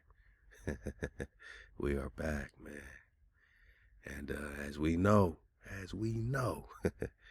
not everybody is like us. You know, matter of fact, they not like us, man. So from the theory of there's so many clones coming into Europe, right? That would mean there's even potentially clones in this room right now. There must be so many. 80% of the Caucasian population. 80, okay, cool. This dude said 80% of the Caucasians are clones. But that brings us back to incubator baby soulless, repopulating the earth in all these areas. And how many of these races have their own versions of clones that repopulated China, Japan, Europe, right? America, all this.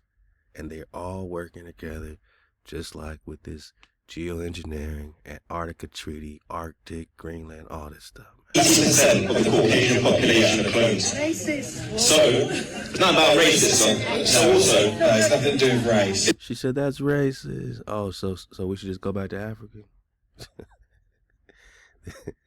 Then going back to Africa is racist, because that's what they're telling us. But we tell you where you from is racist. You tell us where we from, go back to Africa, that's not racist. But we telling you, he's telling you, not even us. Your old man is telling you 80% of y'all don't have an internal monologue. Is there any science? It is about race. Is there any science that you could have a clone in your life, that you're in love with a clone? Like, I know a lot of people say that they don't think, they don't have internal dialogue. Is there anything you've come across? That's exactly what. They don't have an internal dialogue. They are not born with the being. And if you're going to be original, if you're going to be a native, then please be original, and please be born with the being. And without the being, you don't have an internal dialogue and an internal monologue. I was about to say, so Dolores Cannon did the work on this. Get the source, don't argue with us. Go research Dolores Cannon. She did the work, not us. So Benjamin Franklin also wrote about this. Benjamin Franklin wrote about it. Go talk to Benjamin Franklin. Go read the Observations of Mankind in 1751. He's talking about it. Don't come over here arguing with us. It's saying that there was a dire need to fill America with Caucasian people. There was a dire need to repopulate America and fill it up with orphan babies on orphan trains that came out the incubator World Fair technology. Look up the World Fairs, Coney Island, the clones and the incubators turn into the orphans and the orphan trains. And here we go with repopulation. And I know that sounds crazy and it might shake things up. But when a dragon wakes up, it shakes things up. And we see clearly. People. So for whatever reason, they decided to do that.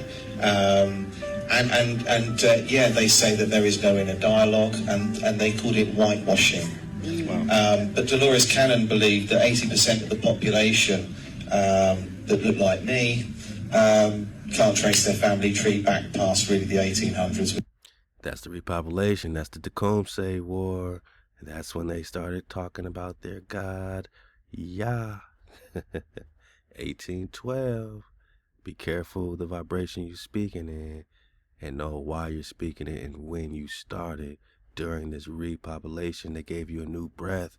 They inverted the breath. They gave you Yahweh instead of HaWah. With any accuracy, and we refer to them today as NPCs. NPCs, man. Non-personal.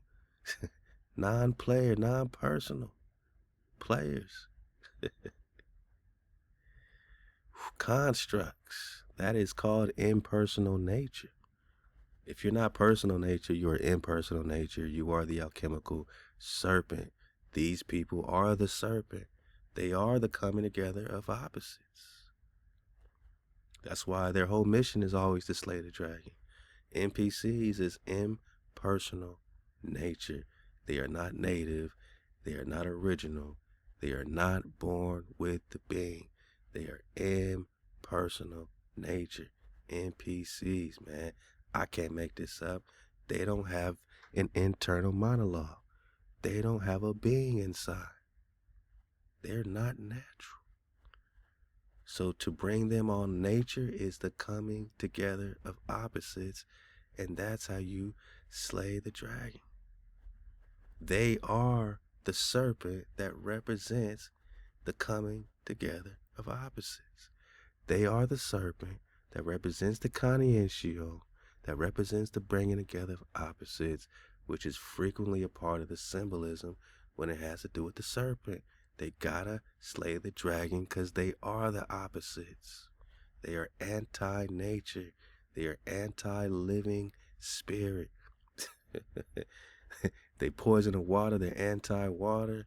They destroy our power. They keep spraying to destroy our breath. They are the coming together of opposites. They spray the dragon slayer, cadmium, zinc, sulfide. Wow. She said they were soulless. I don't think anything living is soulless. I think we all have a connection. If you are not born with the being, what are you connecting with? You have a connection? Well, that's not personal. That is an He's saying it is right in our face, man. They don't have... They have a connection. A connection is not personal. It is impersonal. That's how a serpent is talking, man. That's how a serpent is talking, man. But it was called whitewashing, for want of a better expression. And it was to make out, and they did this at the World's Fairs and Exposition. The World's Fairs, 1800s. Look it up. That's why they can't trace the genealogy. Before that, they just say we're Europeans, but they're not even Europeans. They are created, not by the creator.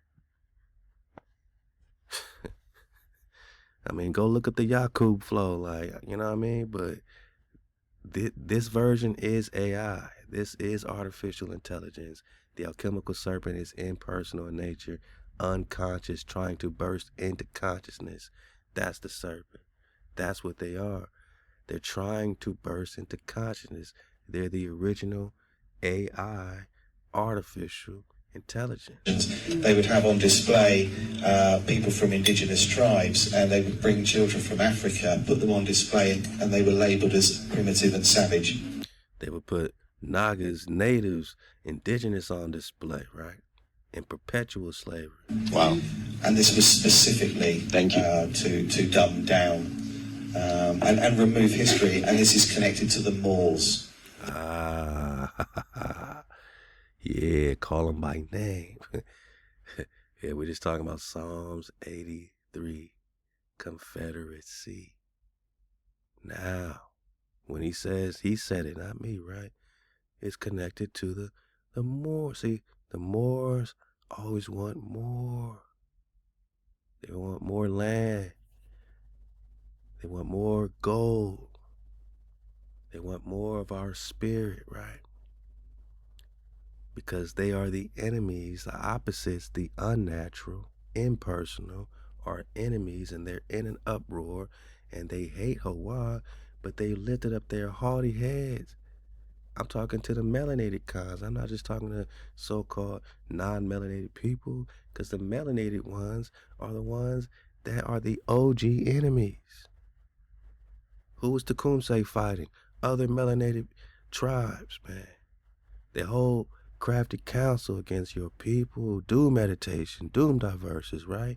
They take counsel against your treasure ones, copper-colored races found here, Israelites, Hebrews, and they said, come, let us cut them off. Who? The Saracen, man. So they cut off the Saracen from being a nation of Israel. They cut off the roots of Russia, the India Superior Nagas. They cut off the tribes of Prester Wan Ka, Prester John.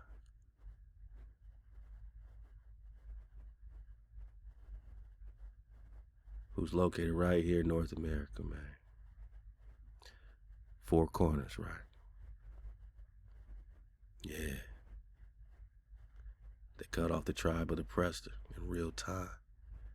They are making crafty converse against the tribes of the Prester found here, man. That the name of Israel be no more in remembrance, and this Saracen doesn't know who they are anymore. But it looks just like you, Copper Color Khan. For they have consulted together with one consent. Against you do they make a covenant, not HaWah's covenant. They make a covenant with their own gods and their own, fake royals. Edom and Ishmaelites and Moab. And the Ishmaelites are still migrating, man. Setting up their Morocco and Indiana, man. The Moor Science Temple right there. He said, hey, it goes back to the Moor. He just put them on blast. They came after Prester. Yeah, the Moors. And Ishmael started migrating at the same time, the 1800s. Look at the date. Look at the date. World Fair started popping off. Here comes the incubators while Ishmael's migrating on the headbone and dragon canoe to Tecumseh and the Shikwa Magwa, Cherokee, and Prester John, Wang Khan. Who is Prester John? Look out for Prester 165. We are coming in hot. ShaBat ShaLaWam. I'm right here with you, my niggas, because X marks the spot, man. And we here, man. We ain't gonna forget, man. The Moors from Africa who built some of the most beautiful architecture in the world. They wanted everyone to consider them as primitive. And Tartaria was removed for a similar reason, so we would consider Moscow, Russia, to be behind. Because they wanted the Rus in Russia. The Rus is Russia. Russia, Kiev, Andres, Seoul, Clan Andrews, Clan Ross, Cathnis, Cathay. They wanted, man, they iconoclasted the so-called Russian icons. They destroyed all these paintings. They remade the place in Russia. It was ruled by Nagas. Europe ruled by Nagas. America ruled by Nagas. They found you on the pennies and Barbados penny, and then they try to cover it up. Iconoclast, whitewash, right? Like he just keeps saying. Tartaria is India Superior. Is Barbarian is Tartaria. Barbar means swan, swan knights, Prester John, Templar, take the wheel. A little bit backward, and that was another part of it. So, that's what happened. And what I'd suggest people do is watch the second film that Alice Guy produced, which is on YouTube. It's called Midwife to the Upper Classes, and you'll see an example there of where the middle class couple come in. Cabbage Patch Babies. Hey, I'm out of here, baby. The water my cons for tuning in, surfing the wave, man. 9 above the barrier, and we ain't gonna stop. Cause you ain't gonna stop. Check out this year 1547 map showing Antarctica. Did we just find Antarctica? And was it before there was ice? This is so crazy. I dive into old maps and I found a 1547 map that, I don't know, you tell me, comment, let me know what you think, but it's really interesting. Look, here, I'll zoom out so you can check out the whole map.